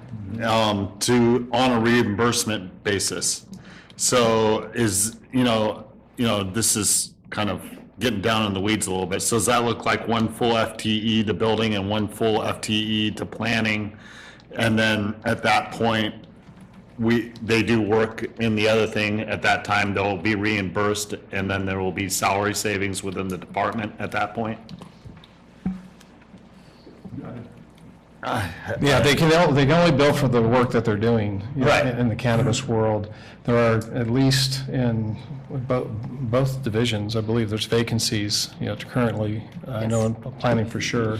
So it may be as we move forward, we may look at those vacant positions too, to see if we can modify that. Okay, understood. And right now, we do have other positions within other departments that are charged back to the program. Are there any other questions from board members? Okay, seeing none, I'll turn it over to public comment, unless you have anything more, Judy? No, I think that's... Okay. Is there any public comment? Al Sagawa, Taxpayer Association. It's not clear to me what the county's doing in cannabis. I understand there's state regulations. Why do we have a cannabis control board? What are is it about odor? We already have laws on the books. If neighbors are disturbed with the odor of cannabis, I don't know what are the other issues that require so much regulation, so much expense. Perhaps this could be reviewed, and maybe this is not needed anymore. Thank you.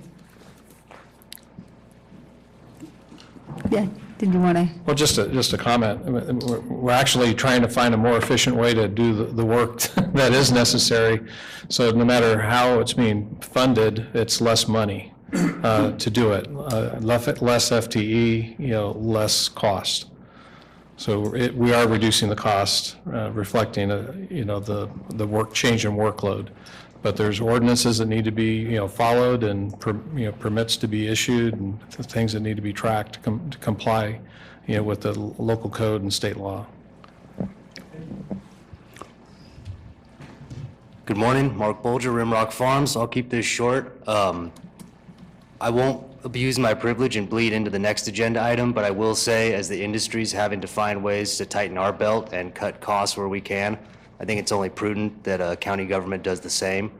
I think you can ask any farmer right now, and about 70% of our job is regulatory compliance, and we're interfacing with the building department constantly on expansions we're doing, fire code. I mean, we're having lots of dialogue there already. Mr. Oliver, Michael Clark have been great to work with. We're engaging with their department, I think, more than any other right now, so this seems like a prudent move and definitely seems like a good fit for the current situation. Thank you. Thank you. Is there any other public comment? Okay, not seeing it in the room, I'm going to switch to Zoom. Are there any comments online on this item for Zoom? There are no online public comments. With that, I'll move it back to the board. If there's no further questions, is there a motion on this item? I'll make a motion to approve this. Okay, moved by Stopper. Is there, second, sorry. Is there a second? Second by Supervisor Garamendi. All those in favor? Aye. Any opposed? Seeing none, 5-0. Say good luck.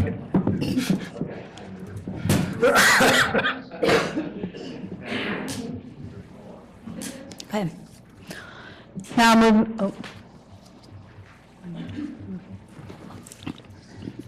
move on to the next agenda item. 11, if the clerk could please read out. Item 11, action item, Administrative Office, introduce, waive reading, and authorize summary publication of an uncodified ordinance extending the temporary 60% reduction of the cannabis cultivation square footage tax rates established by County Code Section 3.56.050 B1 through 3 through 2023 as authorized by Section 3.56.070, requires a 4/5 affirmative vote of the board. With this, I'll turn it over to the I got it. TAO. Yeah. So, Madam Chair, members of the board, as stated back March 8th, the board approved an ordinance temporarily reducing the cannabis cultivation tax rates by 60%. For the entire calendar year of 2022. I won't recite these, but I did pull out in the body of the memo some of the key provisions that were cited, findings that were cited in the resolution that was in the ordinance itself, making that case for the temporary reduction. Given that the temporary tax reduction does sunset at the end of December, we wanted to bring back to you some additional information and get direction from the board how they would like to deal with the upcoming change. If we do nothing, the tax rates will go up to what they were before, or we could make adjustments to them. I did reach out to a number of the county staff, including the chief building official, assistant CAO, planning director, agricultural commissioner, the sheriff, on what they were seeing out in the field and amongst their peers.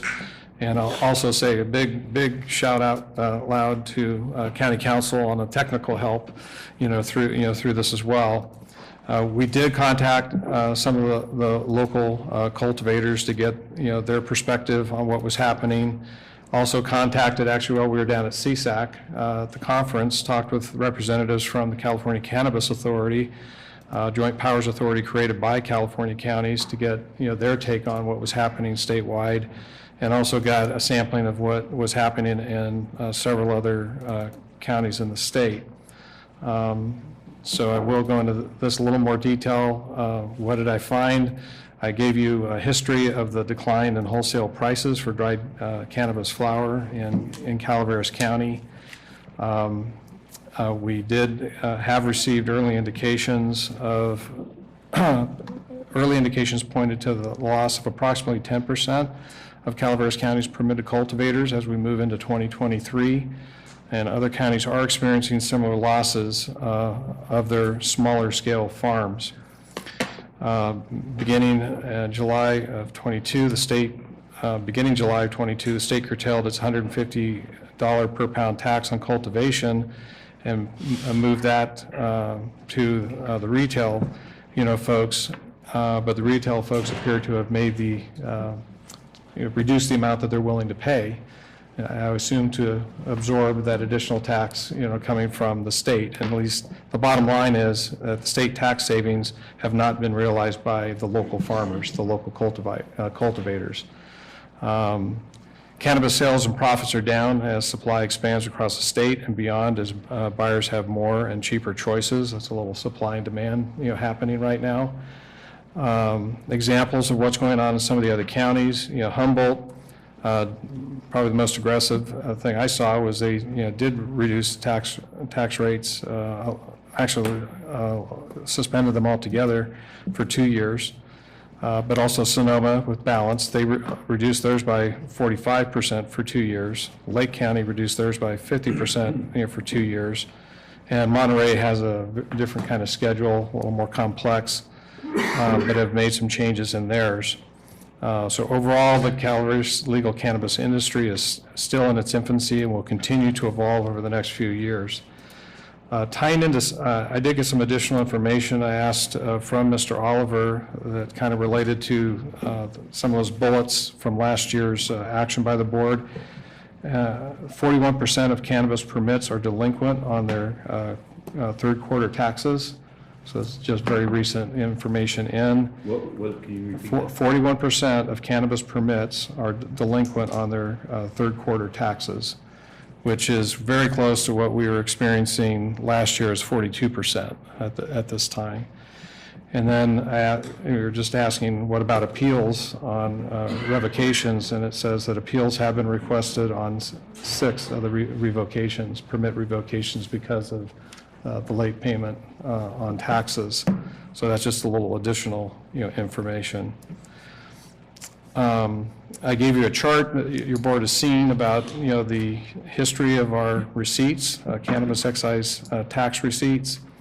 And there was a slight decline, a 20% decline between 21-22 and 22-23. Some of that is a timing, issue, but still a notable drop. Given the price, sales, and profit declines amongst cannabis growers, as outlined in the memo, it appears that your board, like others throughout the state, made the right choice last year to approve a temporary reduction in the cultivation tax to help stabilize the local industry and the general fund's excise tax receipts. Staff feels the same information supports continuing the reduction in 2023. However, your board does have options. You could choose to take no action and allow the rates to automatically raise to the prior levels, or you could approve a lesser reduction. Instead of 60%, you could do 50%, 30%, or anything like that. Anyway, but again, the information provided in the staff report indicates that neither of those alternatives would be prudent in the still evolving market and could have immediate and long-lasting negative effects on the county's general fund revenues and legal cannabis industry in general. And again, there's a little bit of just, supply and demand that's going into this equation, and my comments, my observations, and I will say I am not an expert on the cannabis industry, and it's volatile out there. The people that I have spoken with that, are accustomed to this market. Some folks, might say, well, charge everything that that we can. That's a good chance that we could really see a huge reduction in our revenues, and we might actually damage the industry substantially into the future if we go too heavy on that. If you were to do any kind of a lesser reduction, and say you want to, like 50% or something like that, I'd keep it, my advice would be keep it minimal. If you were to do something, because I'd be, again, concerned about it. It may seem like, just change the number and the revenues come in. It could be change the number, and you could actually, see a reduced amount, and you could damage the, industry. But again, as I say that, I will admit I am a novice at this one, but I've tried to do, the best homework that I could, and that's my best advice, to the board. But it's a discretionary decision for the board. Thank you, Craig. Dapper? Thank you, CAO. Even without your experience and knowledge of the industry, I couldn't agree more with a majority of your comments. It seems you did your homework and you're able to give a correct outlook from my perspective on everything. One thing is, I have a question as to the 41% delinquency in this quarter. I've had some calls from some cultivators that have received notices of possible revocation, that they may be revoked within a certain amount of time because they haven't paid their taxes. And in fact, these cultivators have paid their taxes, and through the process there's a miscommunication between the tax collector and the cannabis department / building department. Could you address that, Mr. Oliver, please? Sure. Because has that been refined into your number of 41% delinquency? Because that may change it. Good morning, Doug Oliver, Chief Building Official. In short, those numbers were taken into account. The process of tax collection for cannabis is unique. I think the tax collector could speak more on the mechanics of that, but the long and the short of it is they do accept post dates, they do accept other means, which means that when we get our monthly report from the tax collector, sometimes payments maybe haven't arrived but would be counted as paid on time. And so there are people who say, hey, I paid, but it didn't show up on our report. We send out a friendly reminder when we get the report of delinquencies, because if they haven't paid within 30 days and they go on this delinquency list, we let them know they have 30 days to pay in order to keep their permit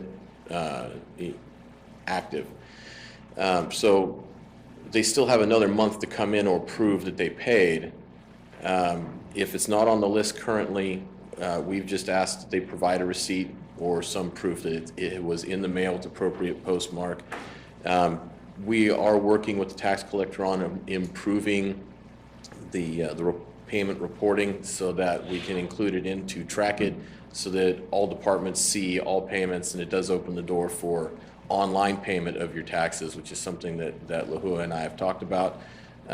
We hope to bring that to you in the next couple of months, so I'll be sharing that. That'll improve communication and prevent those questions and issues from coming up. We don't want to send out those notices if we don't have to. So we do have a solution for that, but any of them on the list that we weren't certain had paid by mail or whatnot, we did take them off. And I will say that of that 41%, we're not talking about multiple quarters delinquent. We're talking about 1 quarter delinquent, and it's only by a couple of weeks. There are market issues. There are, they've just harvested, as far as I know, many of them. They're waiting on getting that paycheck so they can pay their taxes. In many cases, there's a little gap there. So we do expect that the first round, when we get the notice of delinquency, that we get a lot of payments in once we send out our, hey, remember, you've got 30 days. I will say this, based on compliance records, this industry is probably more compliant than any other industry I've worked with as it pertains to following the regulations.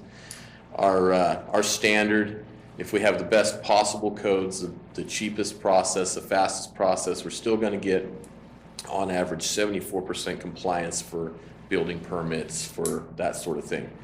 The cannabis industry is about 90% compliance. If there's an issue, it gets solved. So they are a rarity in my scope of work, because they're very interested in making sure they keep those licenses current. And so our friendly reminders do help out quite a bit. And I can appreciate that. So, hearing what you just said, sir, this 41% doesn't necessarily look great compared to the 42% this time last year. But at that time, last year, we're looking at multiple quarters delinquencies, people that weren't necessarily going to pay. And now this is only a couple weeks on one quarter delinquent, and with the opportunity that more than likely, and most of these people will pay,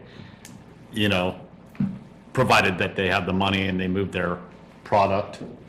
My expectation is the majority will come in before the deadline, yes. Yeah, okay, thank you. And I really appreciate the update on the 90% compliance on it. That's something refreshing to hear.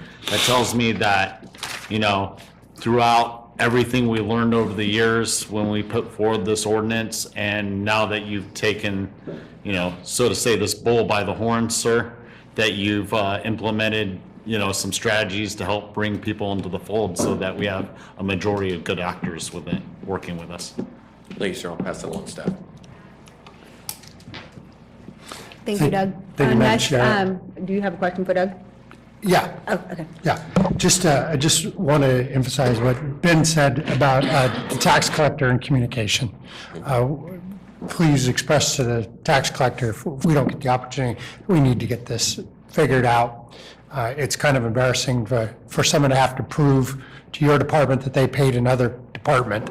We should, from the outside, we look like one department. So if you pay one, the other should know. So hopefully they'll come on board with Track It or with other tracking system you're using to put this together, because it's just, if somebody paid their bill, they should get credit for it. We shouldn't, I know you agree with me, but if we can emphasize that with the tax collectors, if she moves into her new role, that would be great.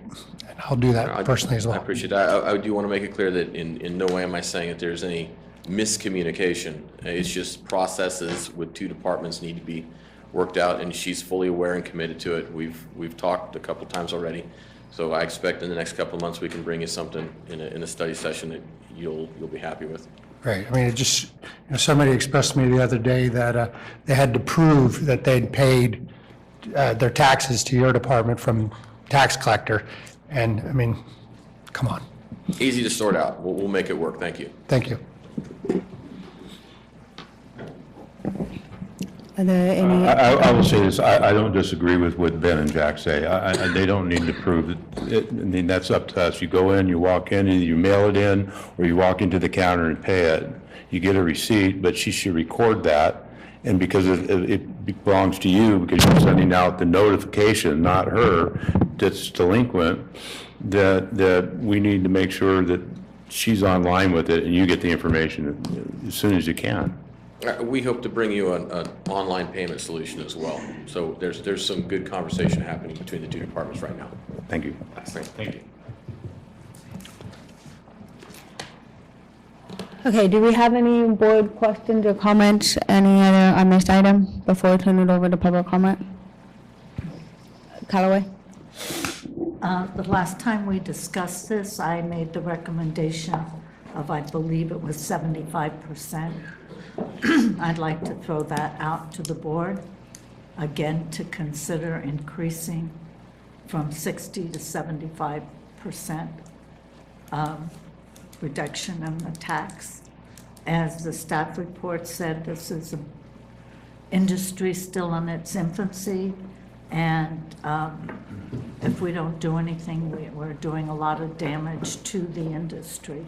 It is part of the economy to this county in more ways than just getting the tax that we receive. There's other industries and businesses, excuse me, I'm sorry, that benefit from this. And considering what's been happening in the state, what the state has done to recognize it, I would like the board to consider moving it from a 60% to 75%. Just as something to cogitate. You like that word? I'm going to look it up and make sure you used it within context. Practice in the mirror for this moment. Okay. Are there any other board comment, stopper? I do hear what Ms. Callaway is saying, but at the same time, looking at our financing and everything we're going through within this county, I cannot justify moving it up myself as one, more than 60%. I can say I'm really appreciative of the industry. Looking at for year 21, 22 actuals, you paid a little bit over $3.5 million. That has been a benefit to this county in multiple facets. But at the same time, as being one of the supervisors that moved forward with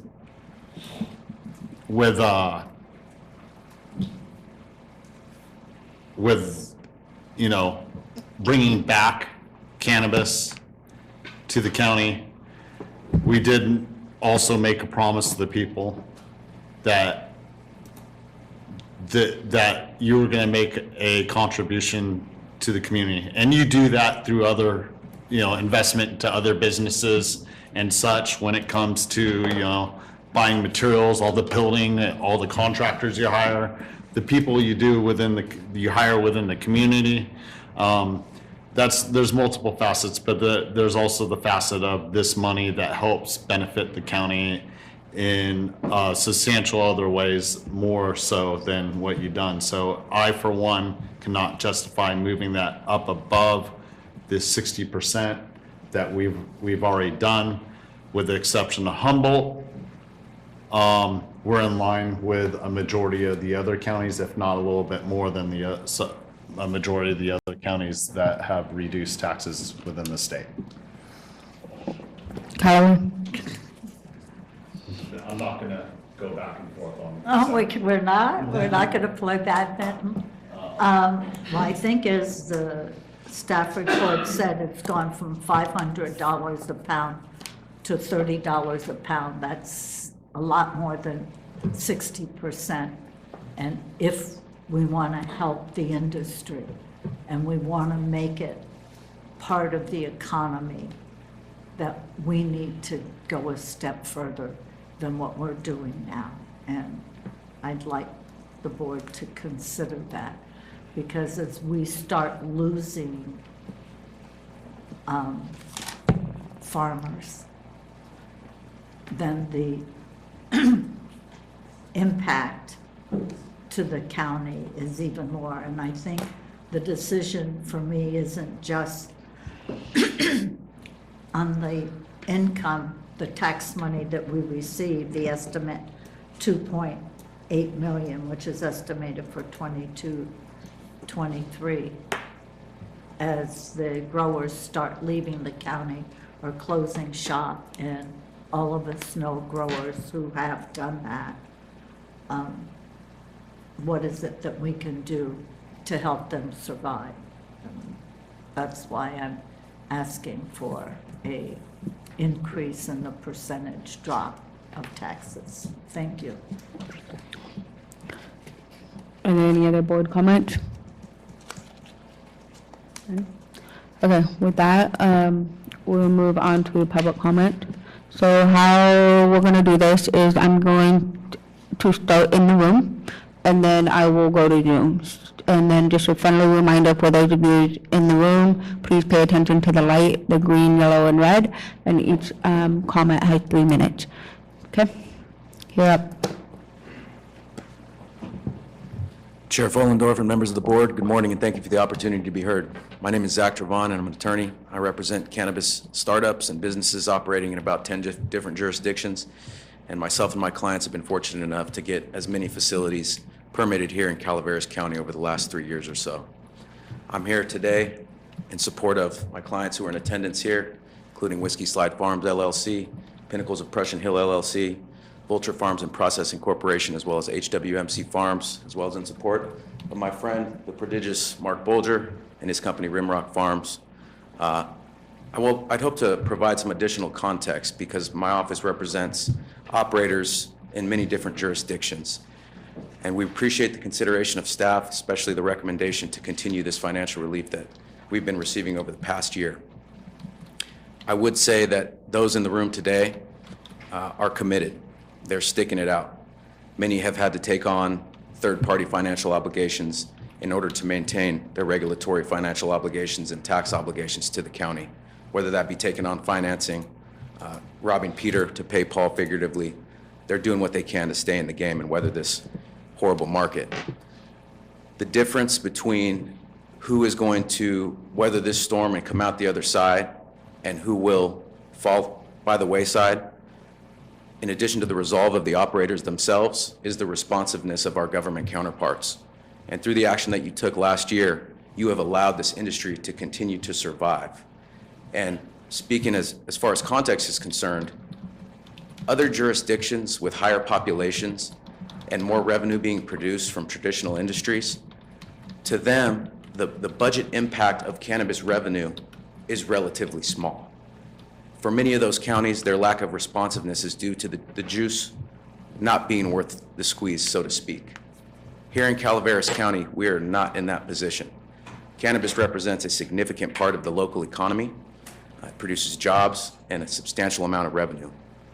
And when considering whether or not to extend this financial relief, and as Ms. Callaway suggested, perhaps going a bit further, I would look at the scope and the scale of the industry here in Calaveras County in light of the overall budget, and understand that the financial relief that you may be able to provide or extend now and the austerity that you may be able to bear in the short term may bear a greater amount of fruit in the long term. We need to keep the long term in view. Right now, we're serving the California market. We have an overproduction problem. The price of the product has continued to slide, and even with the financial relief that you've provided, operators have continued to struggle. And indeed, we will be filing some appeals for permit revocations for late payment. We're harvesting now, and we're going to do what we can to salvage these businesses. But I would ask you take these things into consideration in considering how far you go in extending this relief. And I thank you for your time. Thank you.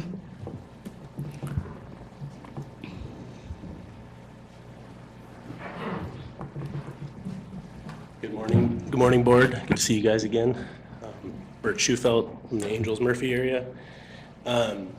I came today mostly, I had read this agenda item and I saw that there was no discussion of increasing the relief. And I saw staff talking about the possibility of reducing it, so I thought I'd just come and kind of advocate in that direction. And one other data point is, you know, some of you I know love San Francisco.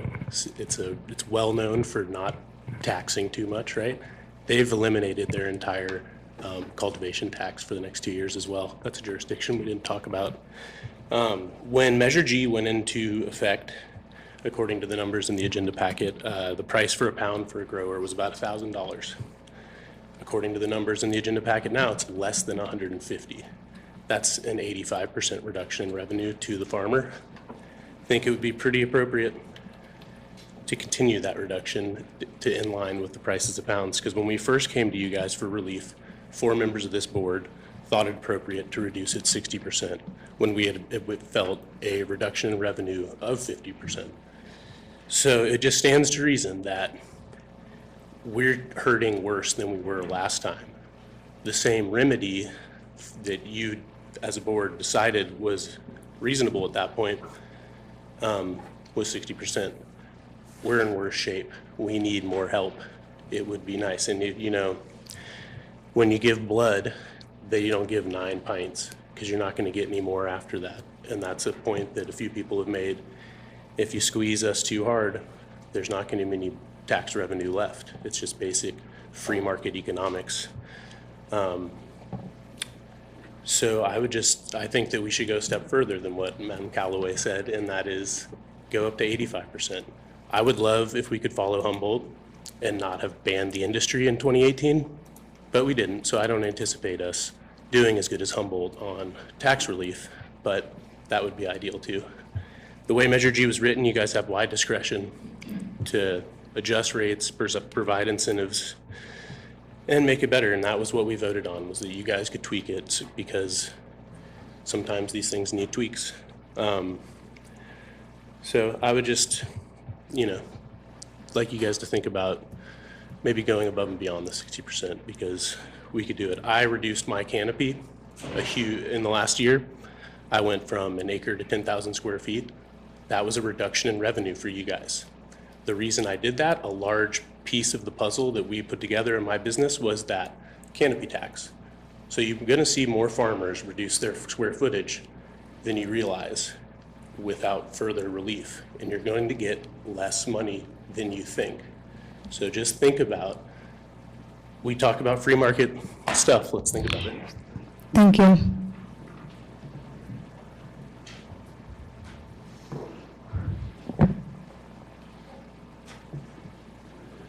Greetings, Board of Supervisors. Good to see you all here, working hard. My name's Kevin Clay. I'm CFO of Blue Jay Farms. And we've got several licenses. So I speak on behalf of my peers in the farming industry and my company. So I pulled a QuickBooks page about how much taxes we've paid in the last 2-3 years. $608,000. One farm. Whoa. So I've been in real estate for 30 years and whatnot, and went to a bunch of seminars and all those classes you have to take to get smarter, they say, and keep your license current. And there was a seminar once that this gentleman he handed out a Post-it note to everybody.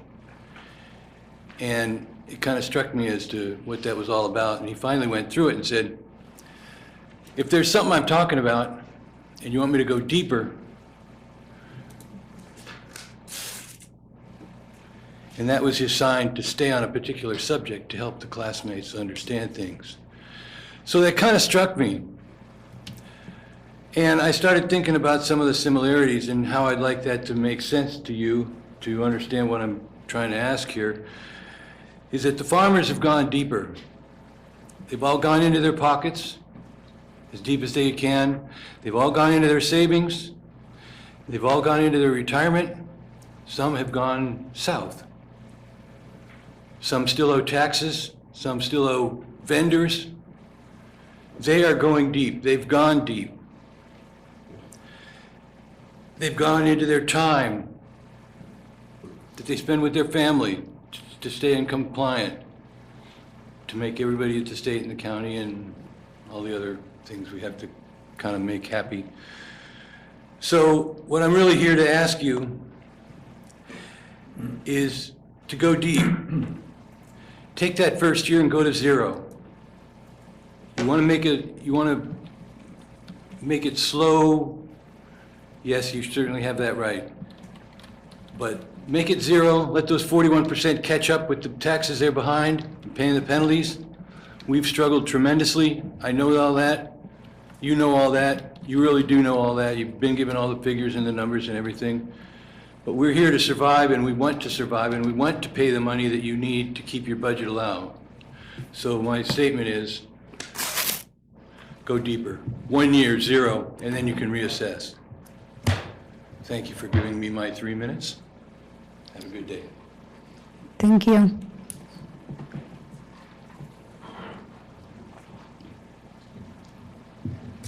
Mark Bolger, Rimrock Farms. You know, it's funny, I talked with a good friend of mine who's a walnut producer in San Joaquin County the other day, and he said that they were finally ready to accept us as farmers because now we don't make any money either. So we're part of the crew now. So as a self-proclaimed novice, Mr. Pedro, I think you did an amazing job dissecting the current cannabis marketplace. I think staff's report is spot on about pricing. We're hurting right now, big time. Never thought I'd say this on a public record, and I'll look right up at the camera. Gavin Newsom, you did the right thing, getting rid of the cultivation tax, and all the people in Sacramento, my hat's off to you. As Mr. Pedro stated, though, it didn't trickle down to the farmer. That was absorbed by larger brands that white label our product on wholesale, retail, distributors. It didn't do anything to help us. I'm not going to bring up, as Ms. Calloway has coined, the trauma drama of the years where cannabis was a much more highly debated topic. But in 2018, a former, iteration of this board put a bullet in our head. Straight up. There's no way to sugarcoat it. 2 years later, when we came out of that coma, we woke up to a tax bill in front of us before we even, right as we were harvesting, before we even sold our crop. We've had that monkey on our back for the last several years. And we're all big boys and girls. I'm not going to complain about that. We got into this knowing that there was going to tax. As Mr. Schufelt stated, though, these numbers, when you guys came up with Measure G, we were talking about substantially higher revenues for the industry. And we're just not seeing that now. So, and I swear, Mr. Stopper, I'm not picking on you, but, you gave some comments that I just have to mention. Your obligation to the people, Measure G passed. We're talking about a group of citizens that, we can't even get a 1% sales tax, to keep fire departments funded. So I understand that you guys do have an obligation to implement Measure C, but you do also have broad latitude to adjust that to market forces. And maybe this is part of a broader discussion that a set cultivation tax rate based on canopies, maybe not the most efficient way to go about it, and many other counties that have a gross receipts tax makes a lot more sense. In regards to Humboldt's tax, you guys need to consider that theirs is the inverse of ours. They pay on last year's. So when we were paying $2 a square foot for 2021, they were paying 15 cents a square foot after their 85% reduction. For 2022, when we've paid all our taxes at 60%, which thank you, it very much helped, they're paying zero. So, them and the other counties mentioned, they haven't revisited this. So Lake, Sonoma, they haven't gone back to it. So thank you guys for your time. Any other in-person? Yep.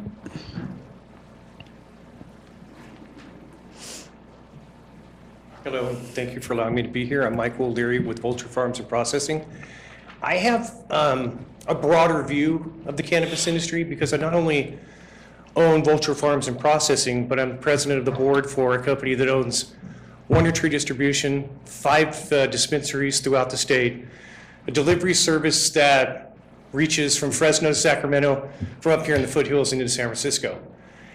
And only twice has my board of directors come to me and said, we've made a decision without you. And one of them was last year to reduce my canopy size in Calaveras. They got rid of 7 of my licenses.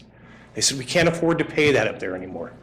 You're gonna have to be reduced to 1 license right now. And I was like, oh my gosh. But we did it, and it helped. I myself personally, this gentleman's paid 600 and some odd thousand. I paid half of that, $300,000+ in taxes while being in operation here in Calaveras County. And I'm thankful for being in operation.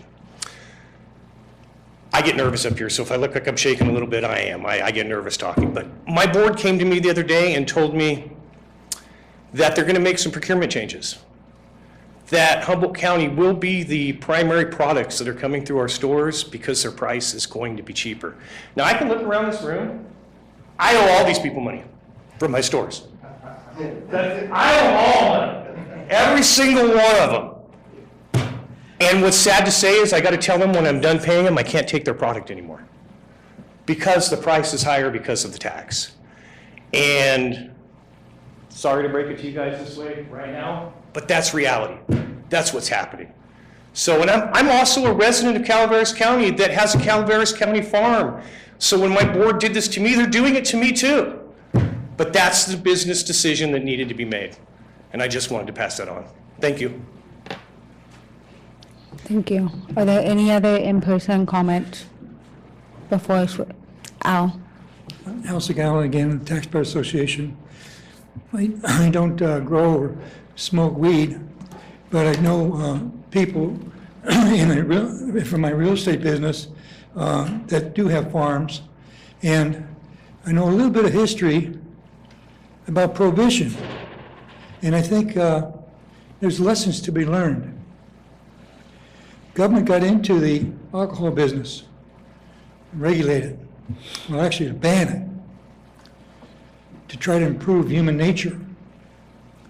Well, what happened was there was no more legal business in alcohol. People made their own. That black market attracted criminals like Al Capone. And so finally, our elected leaders came to their senses and passed an amendment to repeal prohibition. And things got back to normal. Crime rate went way down. During prohibition was way high. So that's a lesson for us to learn. Do you know how much of a local black market we have? Do we know how many pounds of marijuana are grown at home or in non-regulated farms? I suspect not. But to get a better idea of the marketplace, it's a good idea to find out where the supply is coming from. You can go on the internet now and get gummy bears that are THC. When you have an oversupply of a product, you have lower prices. And perhaps that's the economic basis for the problems you're discussing now. There's an oversupply. You don't know where it's coming from, or maybe you do, but I think the first thing that should be done is to have an investigation, maybe not by the sheriff department, by maybe some experts, to find out what the status of the non-regulated market is. And if it's as high as I suspect it is, well then there's the origin of your problem. And then comes the idea of ending prohibition. Thank you. Thank you, Al. Are there any other in-person? Hello, my name is Vincent McCree. I'm the owner of HWMC Farming. I'm in one of those 41% of the people that didn't pay their taxes, and I have to file an appeal today for an additional $1,000. And a lot of the things that I've noticed in these conversations about the farming that we haven't spoken about in the farming. I start prepping next month for plants that I don't put in the ground until July. My business starts now. I haven't even collected money from last January when I started. The industry in itself has completely came to a halt, and it's directly affecting how we pay taxes. I'm on the phone more with people trying to collect money, making threats of going to a third party where I'm going to have somebody else intervene with getting a collection, that in the end, I won't get the money anyway, because when it goes to grand courts, we get kicked out anyway. So at this point, being in this 41% and the adjusting of taxes is being spoken about now still doesn't affect us for, the shot that we took from last year. And like I said, the 41%, I'm sure, as myself, will come up with the $978, we'll make the appeal, we'll pay our taxes, and we'll move forward. But just take into consideration, our business is very slow and very laggy, and the money isn't there now. And we appreciate you guys, and without you guys, we will not be able to continue farming. I own 4 houses in this county, and without my farm, I can't pay my property taxes. Without my property taxes, I can't have a home, I can't pay fuel, I can't go to Senators to buy food. So without this adjustments now, there will be no tomorrow for us. Thank you. Thank you. Are there any other in-person before I change to Zoom? Okay, not seeing any. Are there any Zoom comments? There are no online Zoom comments. Okay. Go back to the room one more time before bringing it back to the board. Are there any other comments? Okay, seeing none, we'll come back to the board.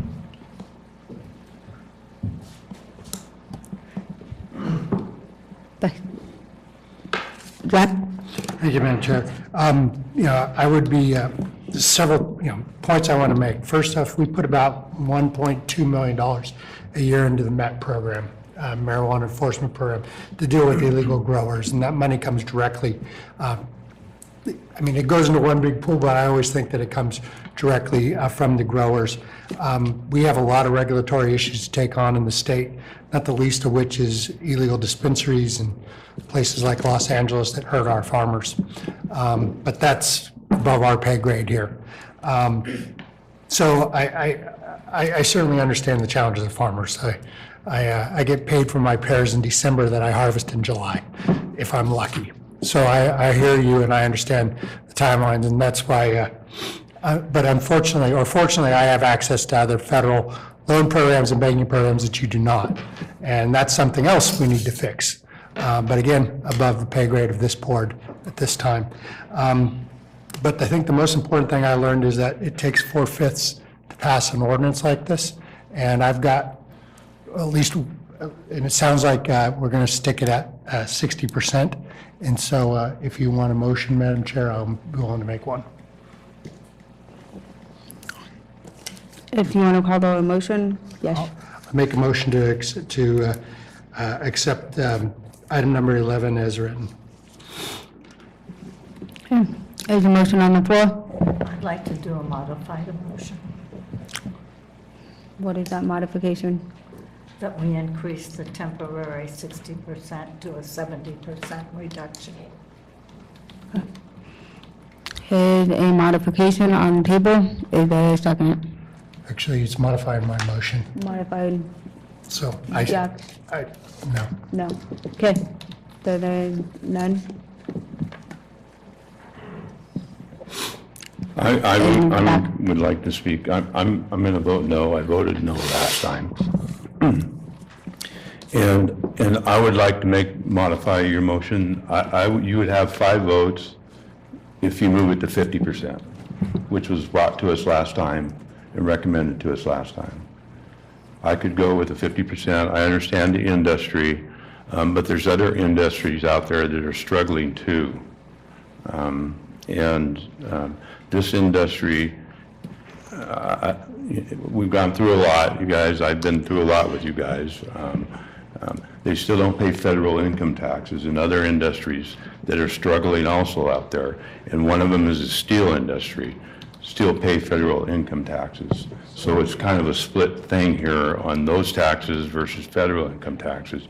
So I would be willing to go to 50%, and then we would have a 5-0 vote. I'll throw that out there. Okay. Thank you, Gary, for that feedback. If I may make a comment, Yes, Stopper? they do pay federal income tax. They do. You are now paying federal income tax because. So, okay, No worries. My apologies. It is my understanding that you didn't because it wasn't a federal business that recognized. They don't receive the same tax incentives and tax cuts that other businesses do because they'll let you pay your taxes, but they will not let you take any write-offs from the feds. So at that point, they're paying as much, if not more, than a majority of the other businesses.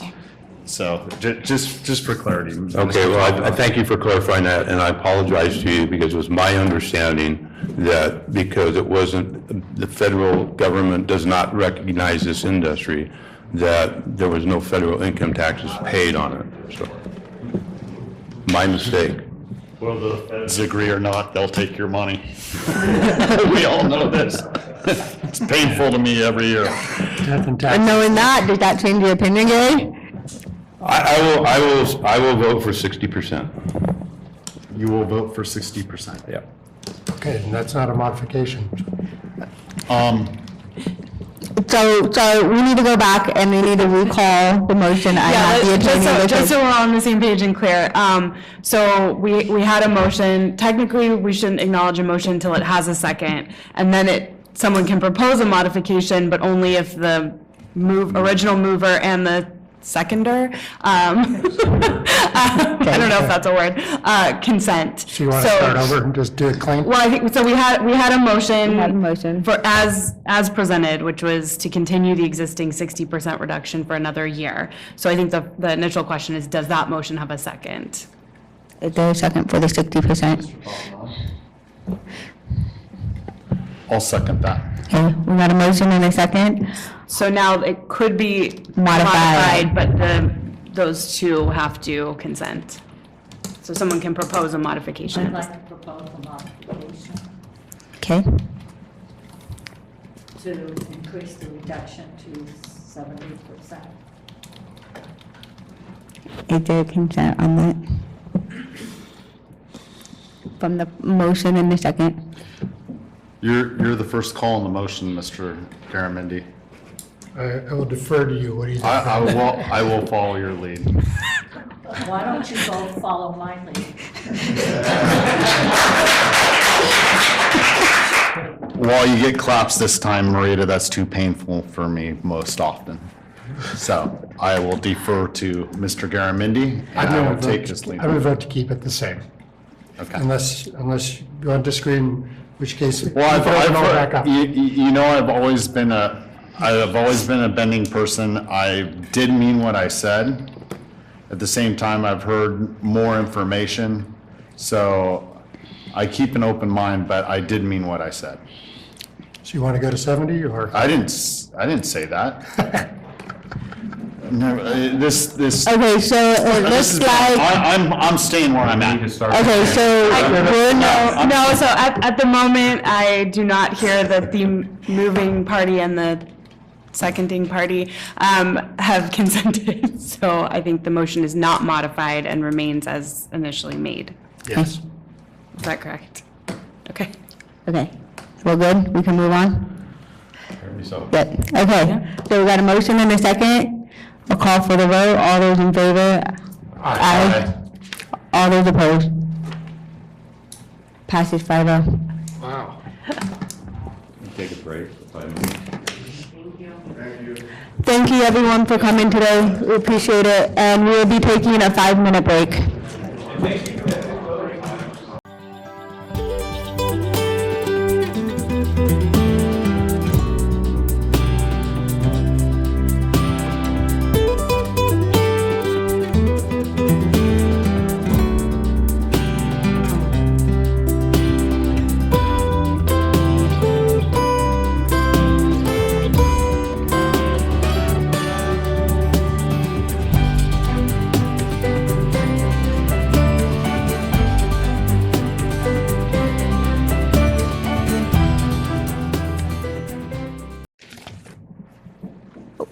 Okay, we are back. Thank you for your patience. Next, we have agenda item number 12. Right? Yep, 12. Mr. Oliver, you're up. Want me to read it? Oh, sorry, yes. Please read it. Clerk, please read it. Sorry. I saw him standing there. Item 12, action item, building. Find exempt from CEQA, introduce waivable reading of and authorize the summary publication of notice for an ordinance amending chapter 15.04 of the county code to incorporate by reference the updated versions of various uniform building codes. Now, Mr. Oliver, you're up. Thank you, Madam Chair, members of the board. What I'm bringing to you is the triennial adoption of the California Building Standards Code.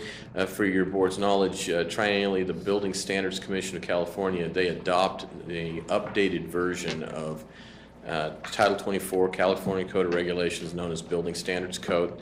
They adopt that July 1st, and then they give local adoption 6 months. So any jurisdiction who wishes to adopt it specifically has 6 months to go through the document, make any changes they want to make, and bring it forward to their board or council in order to approve a version.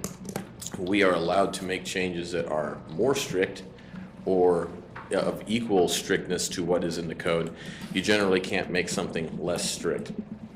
However, there are several components of the building code or the adopted codes that you can include that weren't specifically adopted at the state level that gives you additional flexibility. And so what I want to identify is that many of the appendices in the California Building Code we have traditionally adopted or carried over into adoption.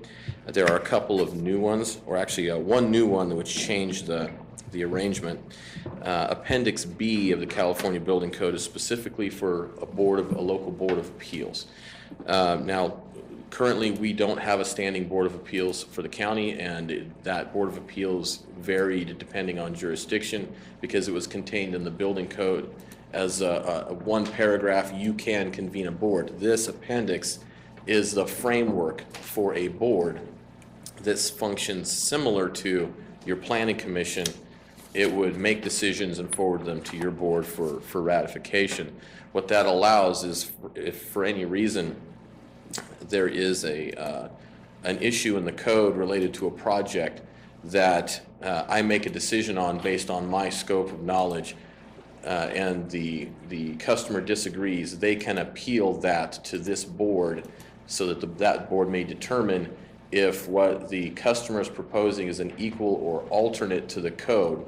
They can essentially override me and make a recommendation to your board to accept that change. So it's a necessary, in my mind, it's a necessary step. It's overdue in this county, and it was included in the building code, so I decided to add that appendix in addition to the list that we already carried over. In addition, Appendix C, Group U agricultural buildings, that is a carryover as well. That appendix has been in the code, I believe, since 2007. And what it does is it establishes that if you're going to have specific agricultural uses in an accessory building, they allow you to have larger square footages before requiring sprinklers. They have reduced setbacks, that sort of thing. What that does is, if without that appendix, anything that's over 3,000 square feet that is being used as an accessory building, we can't classify it as a U. We classify it as a S1 or moderate hazard storage. It changes your design parameters and it makes the construction more restrictive. So by adopting this appendix again, we're essentially carrying over that flexibility for agricultural buildings as far as size and fire protection. And then in addition, we did have a change. Appendix O previously was our emergency housing appendix. That has been changed in the code to Appendix P. So we're carrying over the same language, it just has a different name. In addition, moving into specific section adoptions, the California Building Code has two halves of its administrative chapter. The first half is all of the state agencies, authorities, and what's delegated to the locals. And then there is a part two, which is the specific administrative mechanics, basically how to use the code that can be adopted locally. These are also all carryovers from previous code adoption. So essentially, we're saying that we're going to maintain the existing administrative structure in adopting these sections. Okay. Once again, these are optional. However, they are incredibly helpful for us in order to streamline our process and maintain our current functions. At this time, I'm done with what I got here, so if you have any questions. Are there any questions for Doug from the board?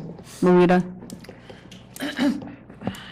With the exception of one of the codes, they're all, the California building standards is all based on the International Building Code?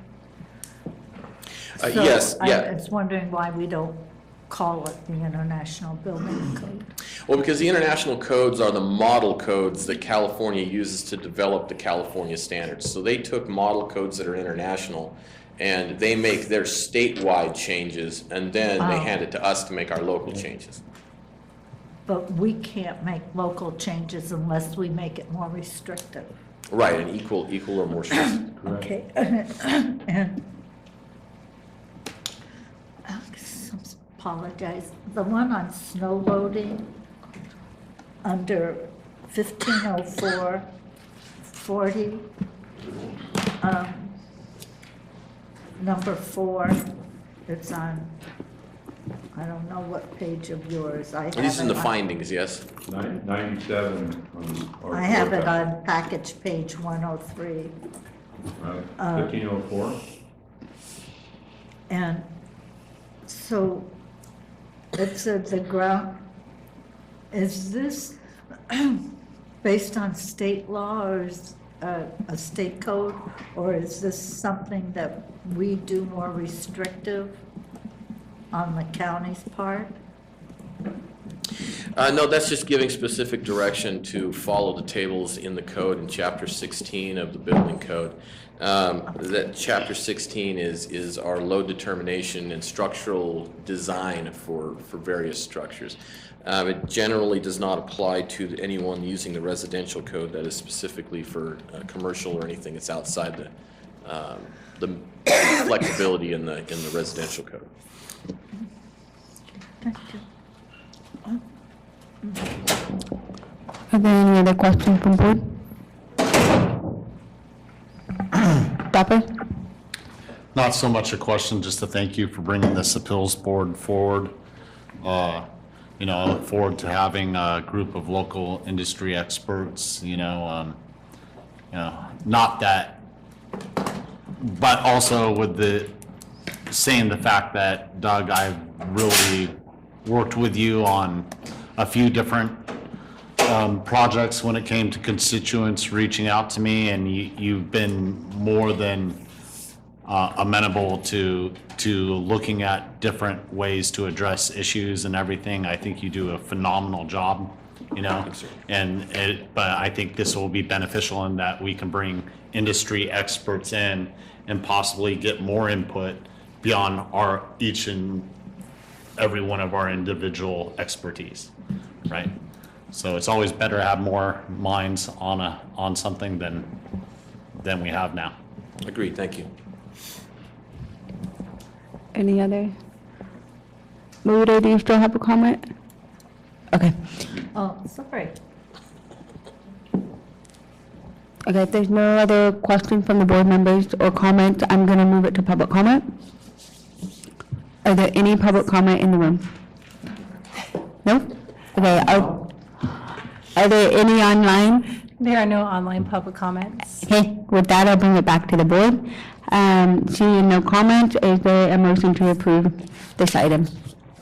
I'll move this item, Madam Chair, and I want to thank Doug for bringing this forward. Good job. It's well laid out and explained very well. Thank you. Is there a second? Second. Second by Stopper, all in favor? Aye. Any opposed? Seeing none. 5-0. Thank you, Doug. Thank you, Mr. Thank you, Madam Chair. Thank you. We've got 2 more items. The board, can we move through those 2? Okay. So next up is item number 14, as you did 13 earlier this morning. If the clerk could please read out. Item 14, action item, Administrative Office, introduce, waive reading, and authorize summary publication of an ordinance amending County Code Chapter 2.10, County Administrative Officer. Okay, I'll hand it over to the COO, CEO. Okay. Explain yourself. I can't. Madam Chair, members of the board, I know you're very familiar with this, but just for the record, because this is an important item, changing in how we do business here to a great degree. Will affect people moving forward. But during our workshops that we had, with BK Consult on the governance workshops, we talked about perhaps moving to a different model, CAO to a CEO, The primary difference being the potential to go ahead and have higher fire authority over certain non-elected department heads. And we discussed that. Your board seemed to be supportive of that. And with that, again, my colleague, Ms. Edwards here, did a fantastic job in rewriting, that section of the ordinance code. It does clarify roles and responsibilities, reinforces the board's policy making role, making it very clear, that you determine what is to be accomplished, and then you hold the CEO accountable, for getting things done. It likewise gives the CEO clear direction, authority to determine how to accomplish board direction and who he or she utilizes to do same. And we all hope that this also will help somewhat. It's a tangible expression of where the board is headed, and hopefully will help us attract and retain a future CEO. And really, that is it in a nutshell. There will be a salary increase recommended, but that's on this next item. Otherwise, just ready for any questions you may have. Are there any questions by the board on this item? Okay, seeing none, I'll move it over to public comment.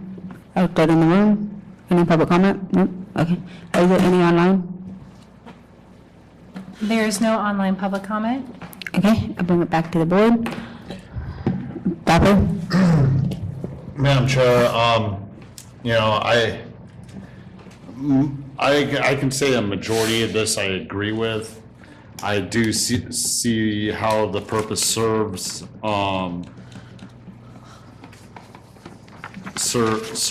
to our quest for obtaining a CAO/CEO in the future, and our commitment. I do have some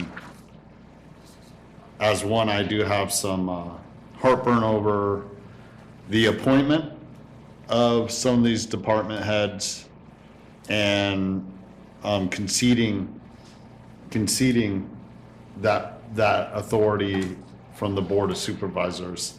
So while a majority of this I can agree with, there are parts in here that I think that are within our policies now that haven't necessarily been followed in the past that address these issues when it comes to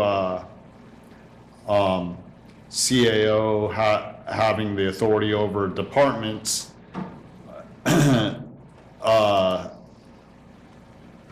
and delegation of duties. But when it comes to, I think that we as a board maintain a responsibility when it comes to the final say on these certain departments and their appointments. So while, again, I'll reiterate that while a majority of this I agree with, there's a few parts in here that I don't.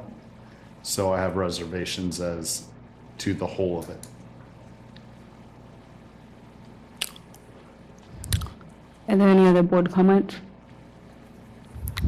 As the board knows, I totally support the concept of the CEO system and holding the CEO accountable for the operation of the county, except for those positions that are required by state code to be appointed by the Board of Supervisors, such as county council, librarian. I think there might be one or two others. I think the concern that Mr. Stopper had brought up in our governance about the CEO getting feedback on department heads is addressed in this description.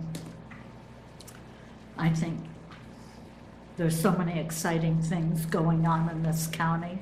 I mean, we approved the governance. We're going to have the strategic plan before us. This is just sort of part of the direction that I think the county's going and what makes it exciting. So I support amending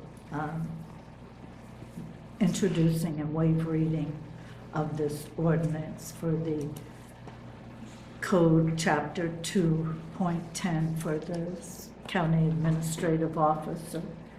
And that's all. Thank you. Any other comments? I have a comment. I understand where Mr. Stopp is coming from, but I feel like any concerns I may have was addressed it's on page 136, which is 2.10.080, item D. And there it covers the concern that at any time CAO, CEO can confer with the board regarding various decisions. And it's very, very clear spelled out. Transfer, discipline, dismissal, when appropriate.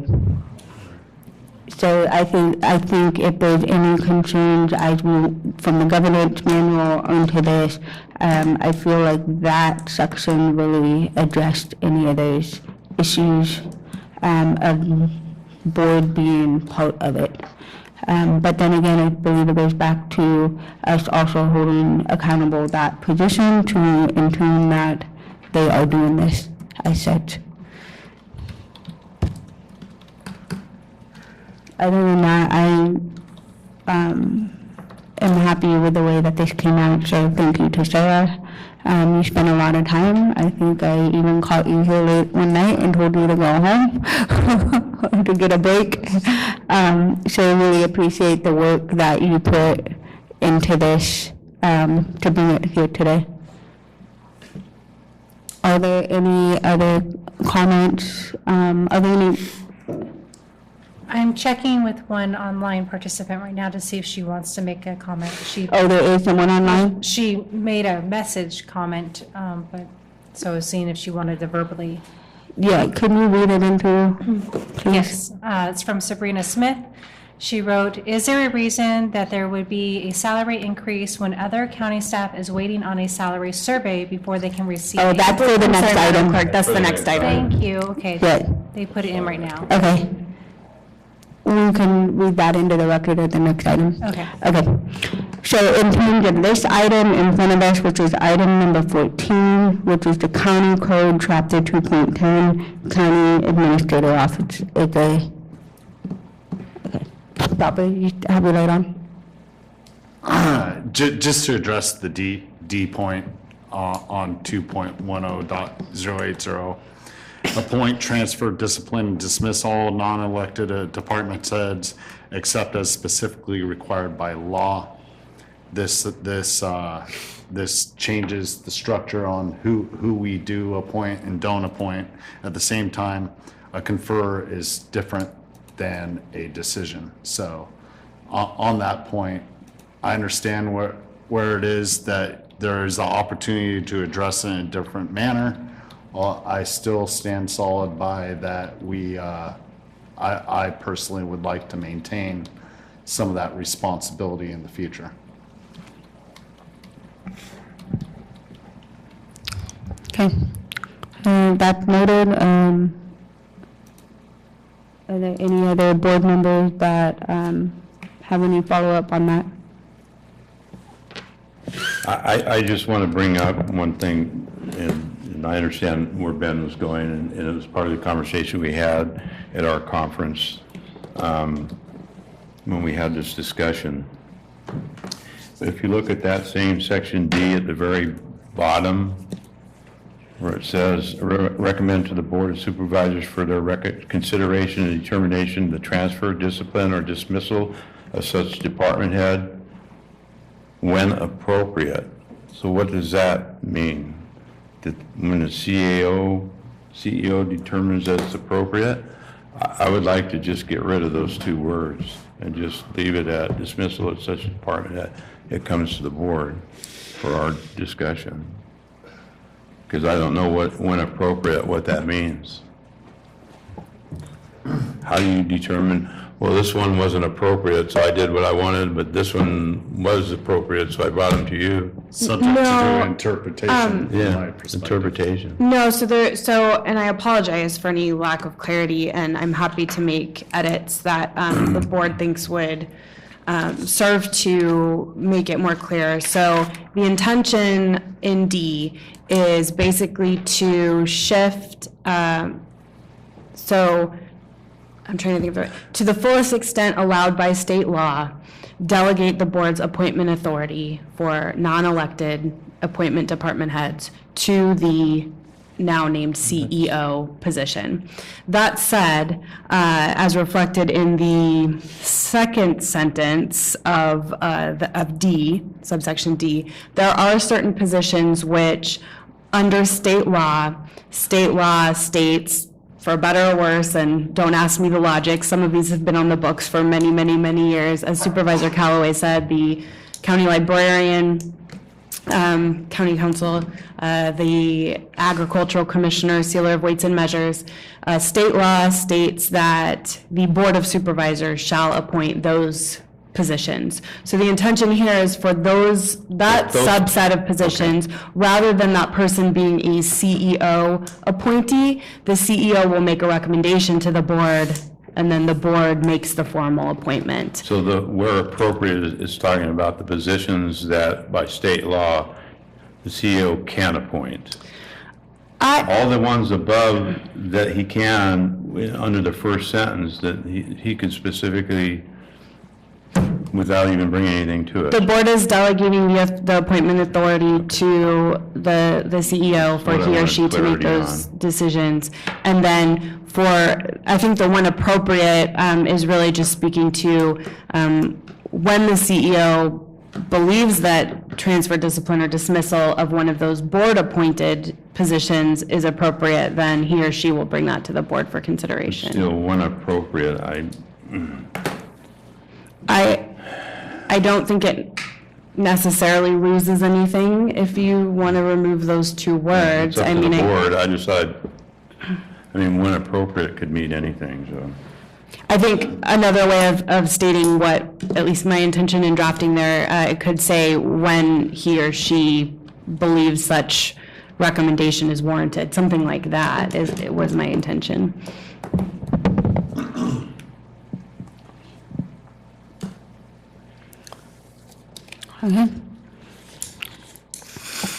I guess we're either going to be buying into the CEO concept, that this is the CEO's team, and the CEO let the CEO have the right to pick their team.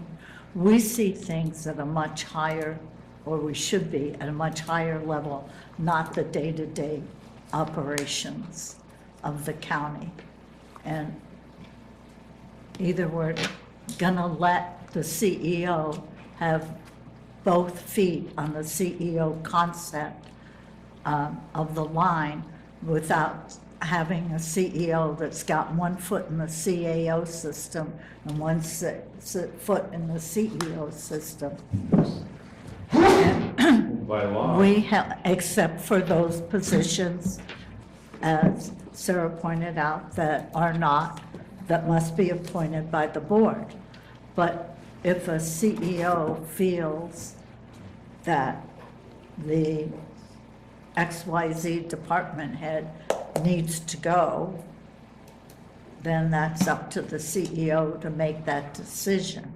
If what this board's saying, well, we don't want you to have that authority unless you discuss it with us, then the CEO, then the department heads are saying, I just need to count to 3, exactly the system we have now. And if I make 3 supervisors happy, that CEO can't do anything to me, because we're saying the CEO has to come to us. And I'm saying, let's buy into the CEO system, see how it works.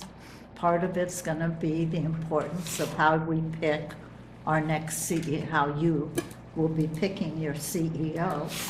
but let them be a CEO. And it could be that they might discuss it, but you say, then all the department heads are going to know that it's a CAO system. It's only a CEO system in name only, but it's really a CAO system.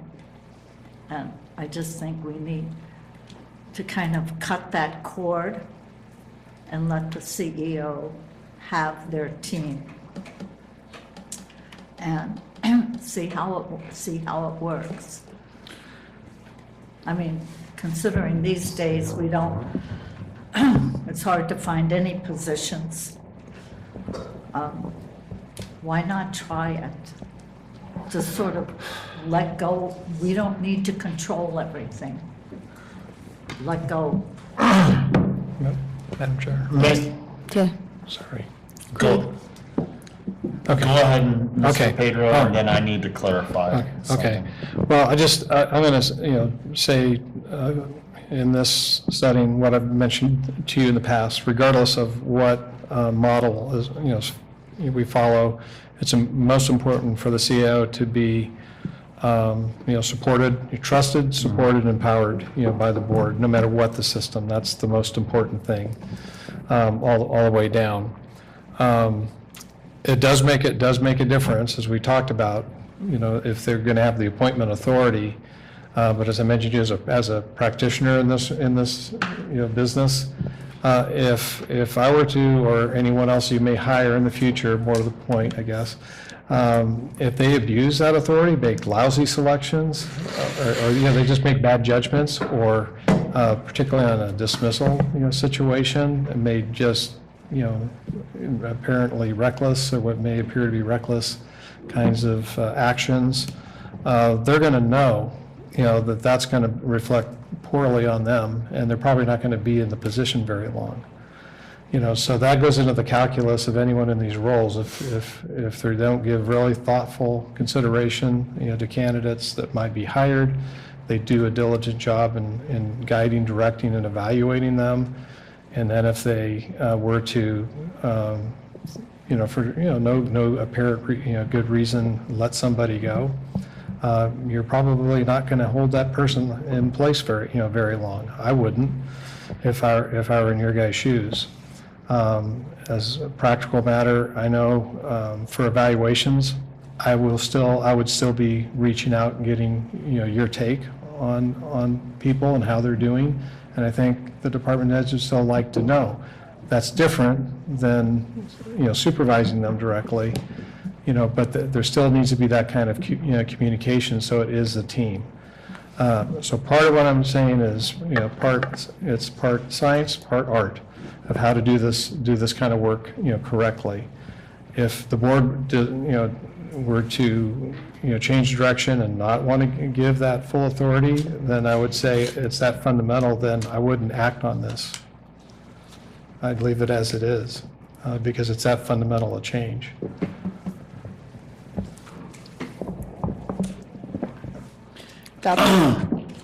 Thank you, Mr. Pedro. And with discussions with you, I understand the importance of, whether it's BCAO or CAO, putting that trust in the CEO to be able to delegate these responsibilities. That's why, I discussed earlier when I was talking about this, the policies in place haven't necessarily been enforced, Now, they can be modified.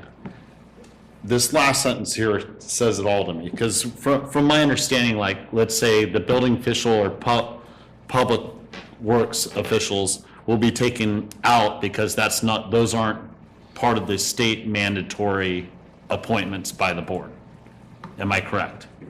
Correct, right. So just, and maybe just very quickly to give two illustrative examples, you're exactly right. For someone, and Doug, Nancy, forgive me, the building official would switch and be in that first group, that first sentence of D. Mm-hmm. The county librarian, for example, on the other hand, the CEO would bring that person to the board for, yeah. And thank you for the clarity, counsel. So that's to my point, is Public Works and the building official are very important parts of this. Now, I can agree with this with the last sentence. At the point, I would be very comfortable with the CAO bringing forward a recommendation to the Board of Supervisors for consideration, determination, the transfer, discipline, dismissal of such department head and appointment, you know. We have a strong CAO or CEO in place. They make a recommendation to the board, let's say for this building official or public works official. This is a consideration. It's not necessarily the board going through the interview process. You bring forward alternatives after going through that process. That's something I can definitely stomach. As you said in the past, you had experience where 99% of the time the board had accepted your recommendation. And I think that's moving forward with support of the CAO in a different fashion than it's put forward here. And I understand the way this is put together, but that's where I have, you know, the final say, you know, in supporting our CAO, and their recommendation also is important. Public Works and building official are very important parts of this county. And, you know, when we have a final vote on appointing these people, I think that says a lot at the same time as backing up the recommendation of the CAO.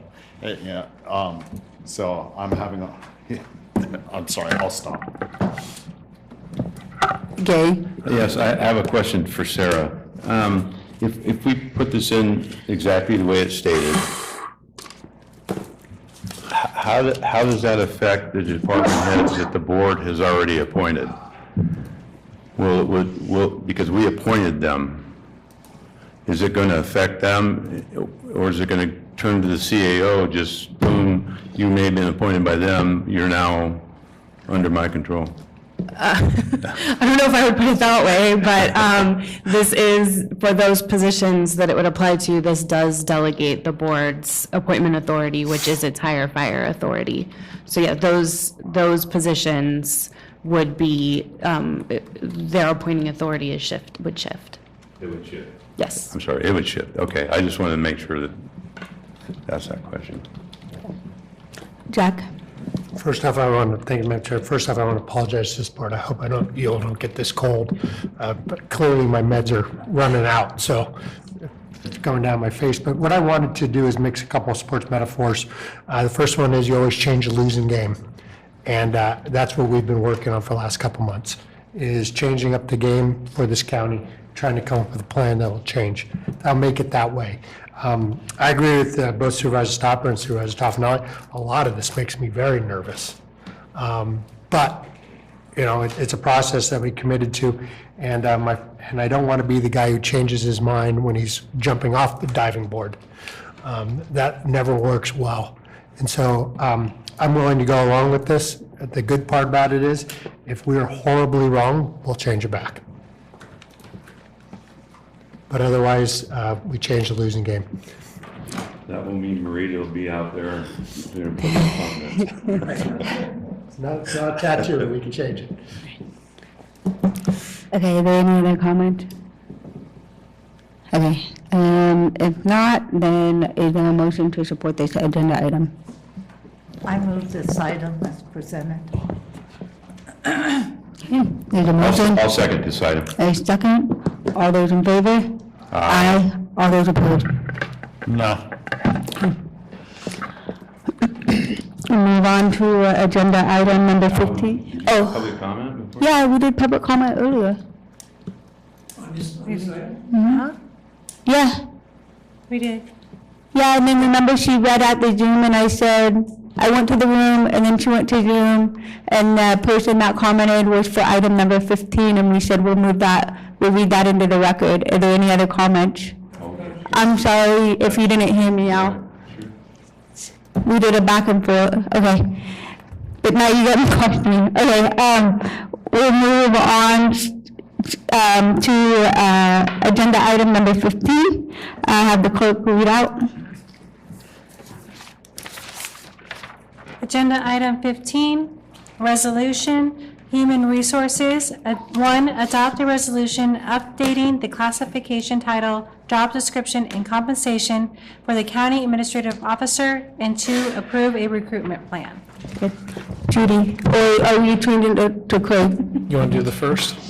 Yes, she stayed there. Your name's down, but I'm open to flux there. Another chance to explain yourself. Hi, Judy Judy. Hawkins, Human Resources and Risk Director. I am bringing forward to you, kind of going off the last item, the changes to the CAO job description, going from CAO to CEO, and then adding those duties that were changed within the ordinance. And as part of these changes, so we have the change to the job description. We also want to make sure that we make this position competitive and that we are recognizing the additional duties. And so we are requesting to change the salary to $212,014. And then we also have a recruitment plan that Craig is going to go into detail. Okay. Okay, Craig. And the only other footnote, because I'd spoken with members, if you do approve the salary at the 212 area, I would like to put into the actual flyer that, the final is negotiable, just so that we could, if we have someone really good, and it was just a few more dollars, then we wouldn't be violating, the rules of recruitment. But I think the 212 gets us in a good competitive range, but again, if we find someone really good, I think it'd give you some elbow room you'd like to have. So back to the recruitment plan itself. In doing this, you're allowing the interim CAO, myself, to go ahead and run the recruitment for the position. The advertising, you could see, is going to be as aggressive as I've seen. It's like hailing on every frequency that we can through all the likely places you would find people with requisite experience and background. We will also be directing things to individuals that in the last several months have been trying to figure out who in the state might be a good fit here and may be interested. And Judy and her team are ready to start working on that ASAP. On applicant screening, the initial screening would be done by myself with aid from Judy to get down to the folks that really meet those minimum qualifications. As we've discussed in the past, I'd like to bring something new to this county, to use not just one panel but actually 3 panels to get a really good look at these candidates. And I've found this approach to be very effective in getting really good looks from different angles by really capable people. It was very good input for me personally when I was making the selection. It also gave good information to the Board of Supervisors that they otherwise wouldn't have gotten when they wanted to consider someone. The first panel is just a peer panel comprised of the technical experts, which are either sitting or retired county administrators. And of course, their role is to help you figure out if these folks are technically competent or not. Panel 2 is another panel of executives of community stakeholders. These would be representatives from major employers or other governmental agencies in Calaveras County. It would also help conduct interviews to assess their fit within the community. And again, if these are executives running businesses or other organizations, they're very accustomed to the interview process, the recruitment process, and have keen eyes and ears, provide very good input. Then panel 3 is a little different, and I'd want to give some thought, and we have time to come back and figure out the best mix, but a panel of internal stakeholders that would be comprised primarily of Calaveras County department heads. So you'd want to think very carefully about that, but I see actually a mix of appointed and elected department heads to get the look of both. But you want to choose those very wisely. So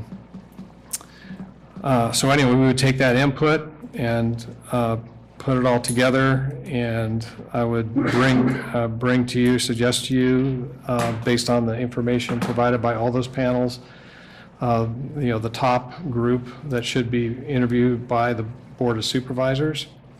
And you'd have all that information that I gathered from all those other panels, so not a thing would be, withheld from you. You'd know how they all ranked them and what the kinds of comments they made. And then bring those in that you feel that you do want to interview and then you would hold your own interview, again, with all that other supplemental, information available to you. Once you got it down to your top candidate, I know we've talked about this, trying to do good backgrounds, but keep the process moving, because you could lose people very quickly when you're doing this kind of thing. But we still want to make sure that when you got down to your top candidate, that we hit those reference checks and do that background as quickly as we possibly can. And we've talked about doing some work that you do, like internet checking and things like that. We could be doing that ahead of time. But you can't go out and actually do reference checks and start running certain reports on folks until you're actually putting a tentative, offer before them. So legally, you can't get ahead of the game there. So I'd want to do it as quickly as you would, as quickly as possible, but yet take the time necessary to get the background information that you need to make that decision. Particularly, we've talked about, the 3 C's, character, competence, and chemistry. I think those backgrounds are probably the best way to get to whether this is a person of character or not, a person of integrity that would be your person. So if they pass background, then it'd just be a matter of then lining them up to start, and there's a schedule below that calls for starting as soon as you have your second reading of the ordinance, actually adopting, the ordinance, then start the recruitment on December 13. It shows the applicant deadline of January 13. We think that's okay. It still gives, about a week and a half either side of, Christmas, to where people can still be checking, their mail and looking at, the internet sites and whatnot. We think that's sufficient. It was suggested by one member to give it all the way to the end of January. You could consider that. It will prolong the time to get to a candidate, but if that's what you'd want, I'm just putting that out there. Anyway, but by the time you get down to the end and you have an offer, someone's accepted it, we built in a typical 30-day time frame for them to give notice and to start work, here. And there are some dates in here. Again, this is a tentative timeline. I'll be able to talk with your board to make sure some of these dates may not work exactly for you. But again, we want to keep the ball rolling. But as you look through this, if you think some of these timeframes aren't going to work, please let me know. And actually as soon as possible, so that, because we want the candidates to know to be reserving time if they're being considered. Under the financing of the position, it's a fully weighted, so with annual salary and benefits, it's $10,289 more than what you currently have for the CAO position. This year, if they started, and they had a full quarter in, there's about $2,400 that would be included in the CAO's office budget, and the recruitment itself, is $4,000, and we can cover that. What else did I want to say about that? I know there has been, concern, and we've talked about this, that here we're increasing the salary of the county or chief county executive officer, but we're looking at something that's, less than $11,000 a year, and a person in this position can make you or break you, really, really quick in one decision. And I'm thinking right now, you've had me for about 3 months now, and again, I consider myself a run-of-the-mill kind of CAO, not an exemplary CAO. But look at what we're trying to do here and what we've been able to accomplish in the short time I have been here, working for and with you guys. And here, we haven't even talked about it today, but even you have a, significant structural deficit in your budget, and we hope that by next week, we can come to you with maybe half of that resolved without losing any positions or programs or any of that. It is, we're talking in excess of $4 million in one budget item that a person who's capable, can buy you. So if I understand the concern, about providing any increase, but I think you'd be you don't want to be penny wise and pound foolish on this position. So with that ends the presentation. Do you have any questions? In discussion and summary, number 3, in consideration of the additional duties assigned to the position and need to be competitive in recruiting, the recommended annual salary is $212,014.40, an increase of $8,320 Per salary. per salary. So the difference in here on the $10,289 in financing is the difference in cost will be total because of benefits and everything else. That's where the difference is. Right. I just want to clarify that. Right. Another point you did bring up is timing.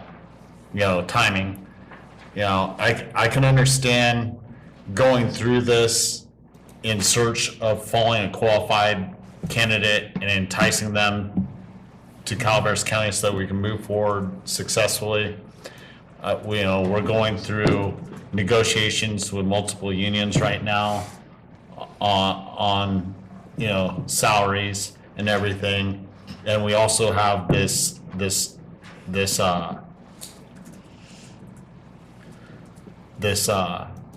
structural deficit that we're addressing.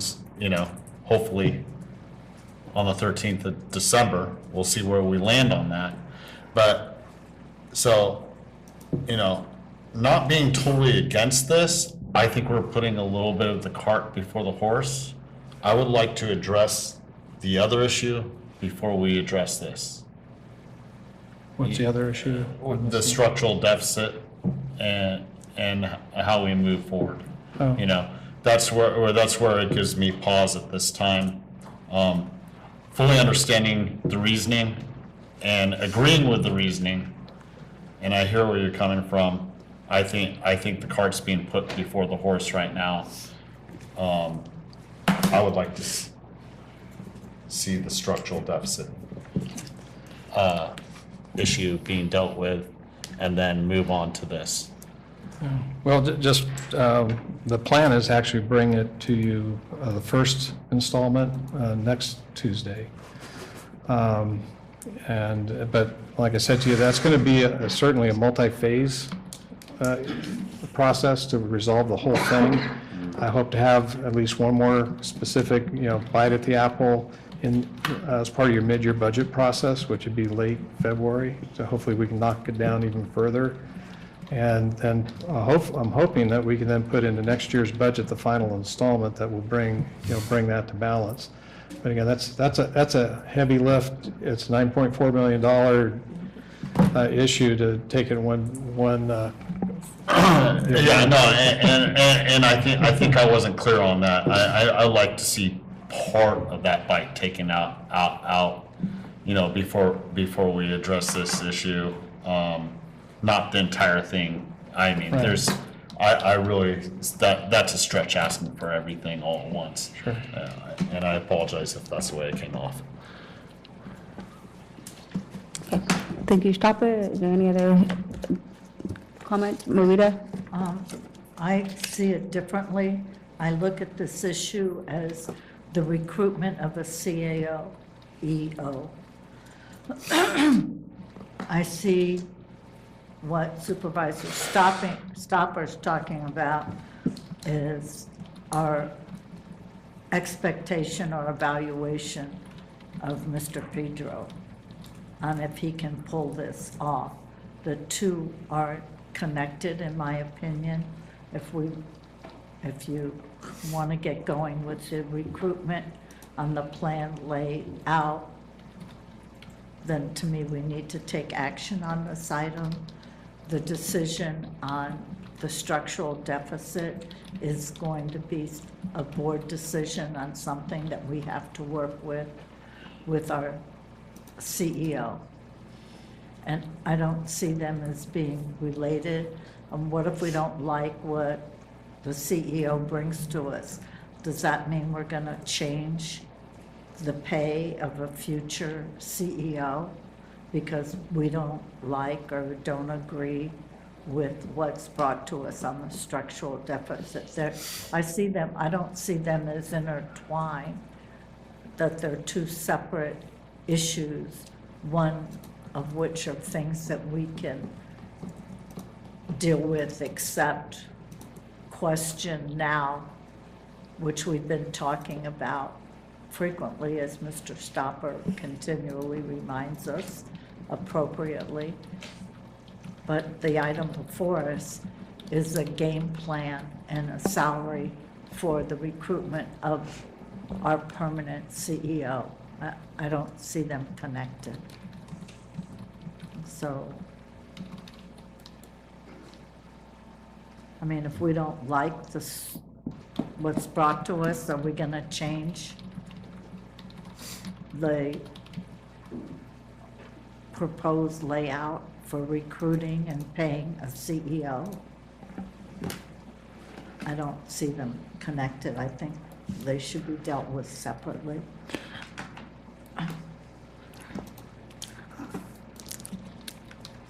Yeah, I think so. Gary has something.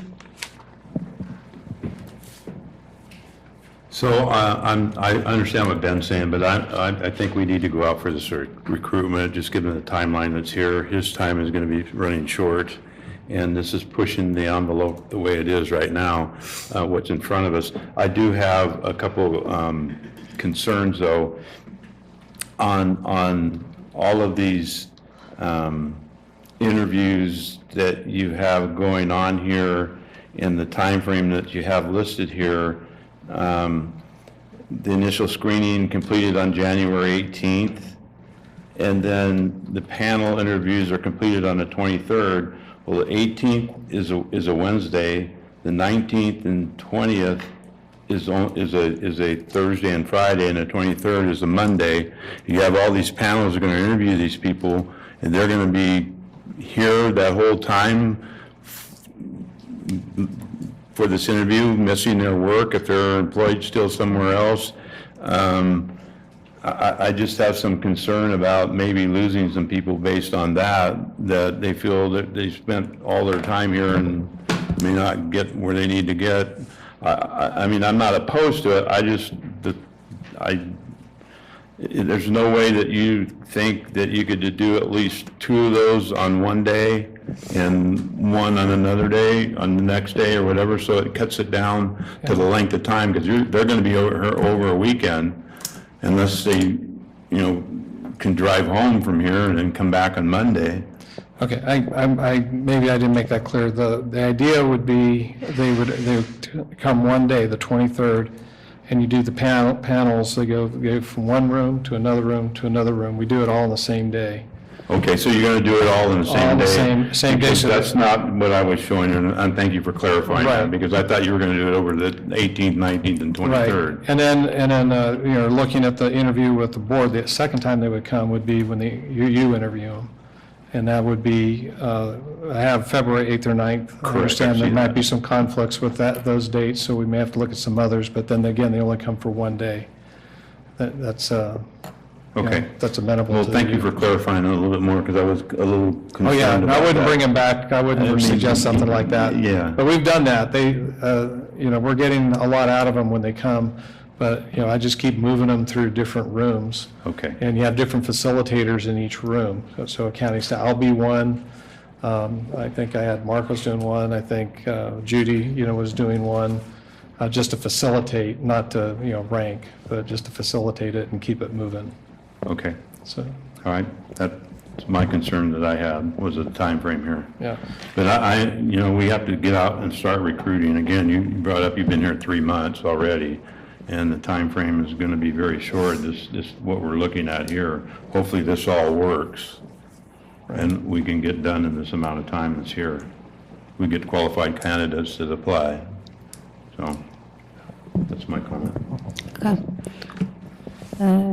The only comment I have is regardless of this timeline, I think it's been, the board, while we want to meet these deadlines, be open-minded and not settle. So I just want to repeat that again. Right. And just because this is a tight timeline and we're pushing and trying to take the maximum time we have with Craig still being here, I don't want it to be a reason to settle. And if we need to continue until we find the right person. So I just wanted to reemphasize that again. If there's not any other board comments, I would like to take the opportunity for public comment. I know we have a couple of people waiting online. Okay, so I'm going to start in the room. Are there any in the room comments? Okay, we'll move on. You sure all, because you're CAO stuff. Okay, so we will move on to Zoom. For those of you online, please be mindful of the 3 minutes, and the clerk will let you know when the time is up. Andrea? Andrea, can you guys? Hi, good afternoon. Can you guys hear me? Yes. Okay, thank you. Good afternoon. My name's Andrea from SEIU 1021. The county spent roughly 18 months on a much touted class and compensation study that concluded in September of this year. On October 4th, the SEIU 1021 chapter officers and I sat down with your CAO and the Human Resources Department. During this meeting, the CAO gave us a budget presentation and explained the Calaveras County budget's dire situation because it relied on one-time funding. In addition, Mr. Pedro told us that if we filled all of our unfilled positions, we would have to discuss layoff. In subsequent meetings, the county revealed that they had no intention of implementing the long-awaited classification study, even for those deemed to be furthest behind. Simply put, you wasted $90,000.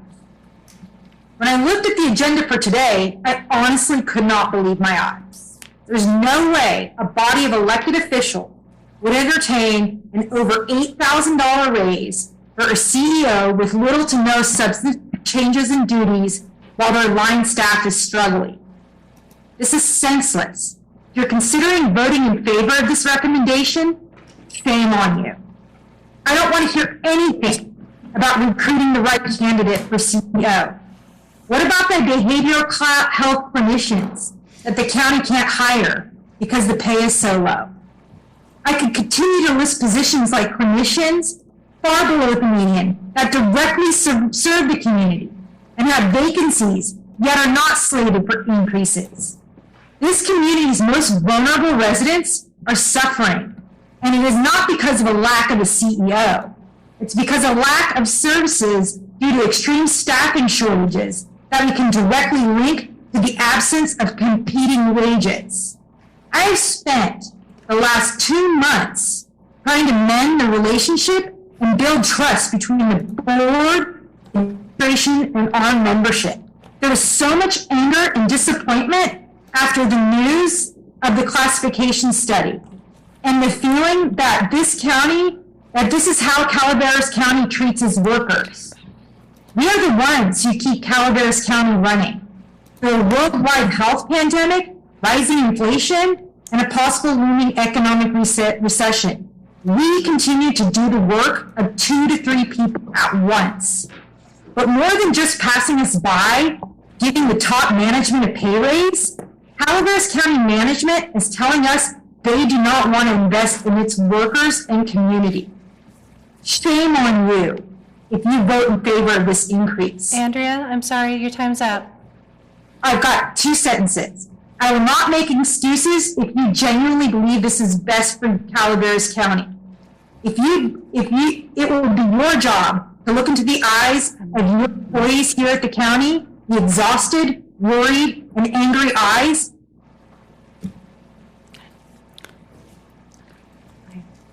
And then to read the ones in record. Yeah, read the one that you started to read from the last agenda item. So from Sabrina Smith, she says, Is there a reason that there would be a salary increase when other county staff is waiting on a salary survey before they can receive a much-needed increase? This just does not seem right. County staff works very hard and has been working for a very long time, being underpaid for what they do. It is very frustrating seeing that these executive positions receive increases while the individuals that keep the day-to-day operations running continue to work with insufficient pay. As a second part of my question, if duties are being shifted from other positions to the CEO, will the shift result in a decrease to the positions that the duties are coming from, or will they have lesser duties with the same pay? The $10K may not seem like a lot. However, from the viewpoint of county employees, expecting them to continue to work and be told that they have to wait while other positions get increases creates disgruntlement and huge morale issues. And there was this, from one anonymous attendee, just 3 brief statements. Does the sitting CAO receive this increase? I've been waiting 10 years for an increase. What about county staff? When do we get an increase? That's all. Craig? So I do want to clarify, and it does state in the agenda item that the increase to this position is not until March, because we have to go with our timeline of when we're trying to have a person in place. So this is not an immediate increase to the position. Thank you for clarifying, Judy. Okay. Are there any other comments, Stacy? No. Okay. And seeing that there's none in the room, I'm bringing it back to the dais, and I'll turn it over to Craig. If there's nothing, okay, sorry, I saw your light on. Okay. With that, if there's no other comment from staff, bring it back to the board on this agenda item. Dapper? Just for clarity, my comments were to the bottom line. It's not about the assessment or how well this current CEO is doing. I'm actually very happy with everything he's presenting. And I understand the recruitment plan and everything. I just feel at this time, with the bottom line in consideration, I think that when we're going through recruitment, the word negotiable is key. Something that Mr. Pedro and I had talked about before. So that's where I stand on my position. Okay, thank you. Can I get a clarification from Supervisor Stopper? Yes, sir. The rest of the item you're okay with, it's just the increase in salary of $8,000 for that position? At this time, yes. And Craig, Mr. Pedro, you're bringing to us next week first draft of trying to overcome the $9.4 million budget deficit? Right. So it's phase one. Phase one coming in. Phase one. Okay, we'll officially call it phase one, and that's $4 million that you just. Yeah, we're working on it next door, and it's somewhere in the $4 million reduction in the structural deficit. And Ben, you're saying that you want to see that first before you agree with this?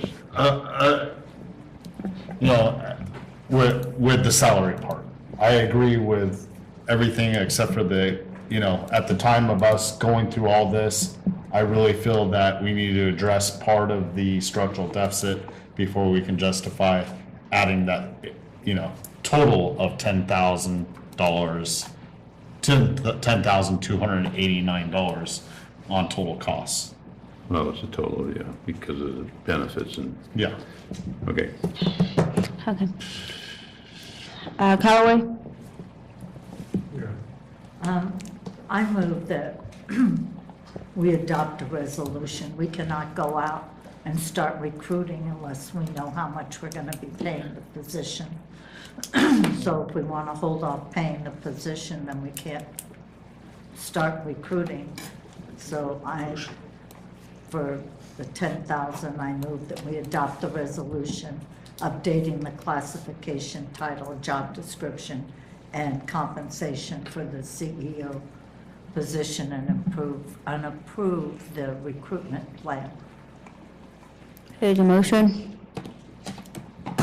Can I make a comment? Yes? Well, I don't think exactly that's true. We have a salary in place right now, Marita. It's not that we're going to go out without knowing what, or having a position on what salary it is. We have one right now.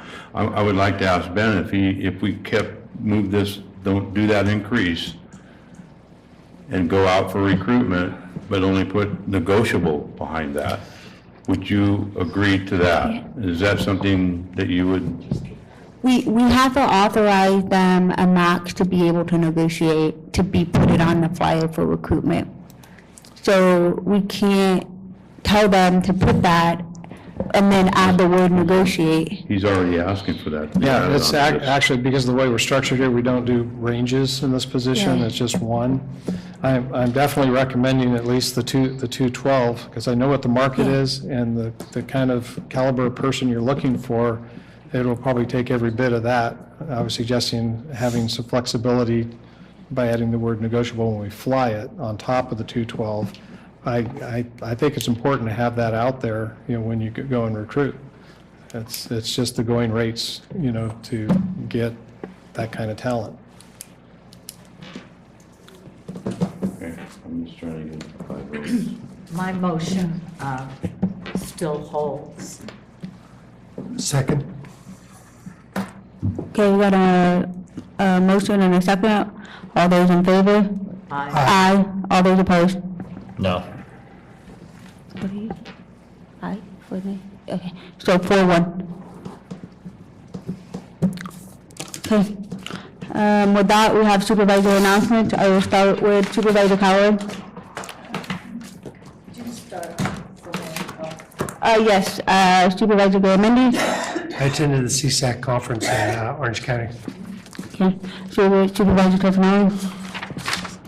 I can't believe you have nothing to report from the CSAC conference, Marita. You were in Disneyland. At least you could say you went. I have nothing to report. Dapper. Attended the CSAC conference. It went well. I'm looking forward to the legislative sessions coming up in the future as a representative for Calaveras County. Callaway, you ready, or I can go? Okay, nothing to report, and I too attended the CSAC as a panelist, as well as participated in the various workshops, and it was a good. It's nice to see everybody since we've all been on little boxes in June for a long time. So with that, we will see everyone next week. Thank you.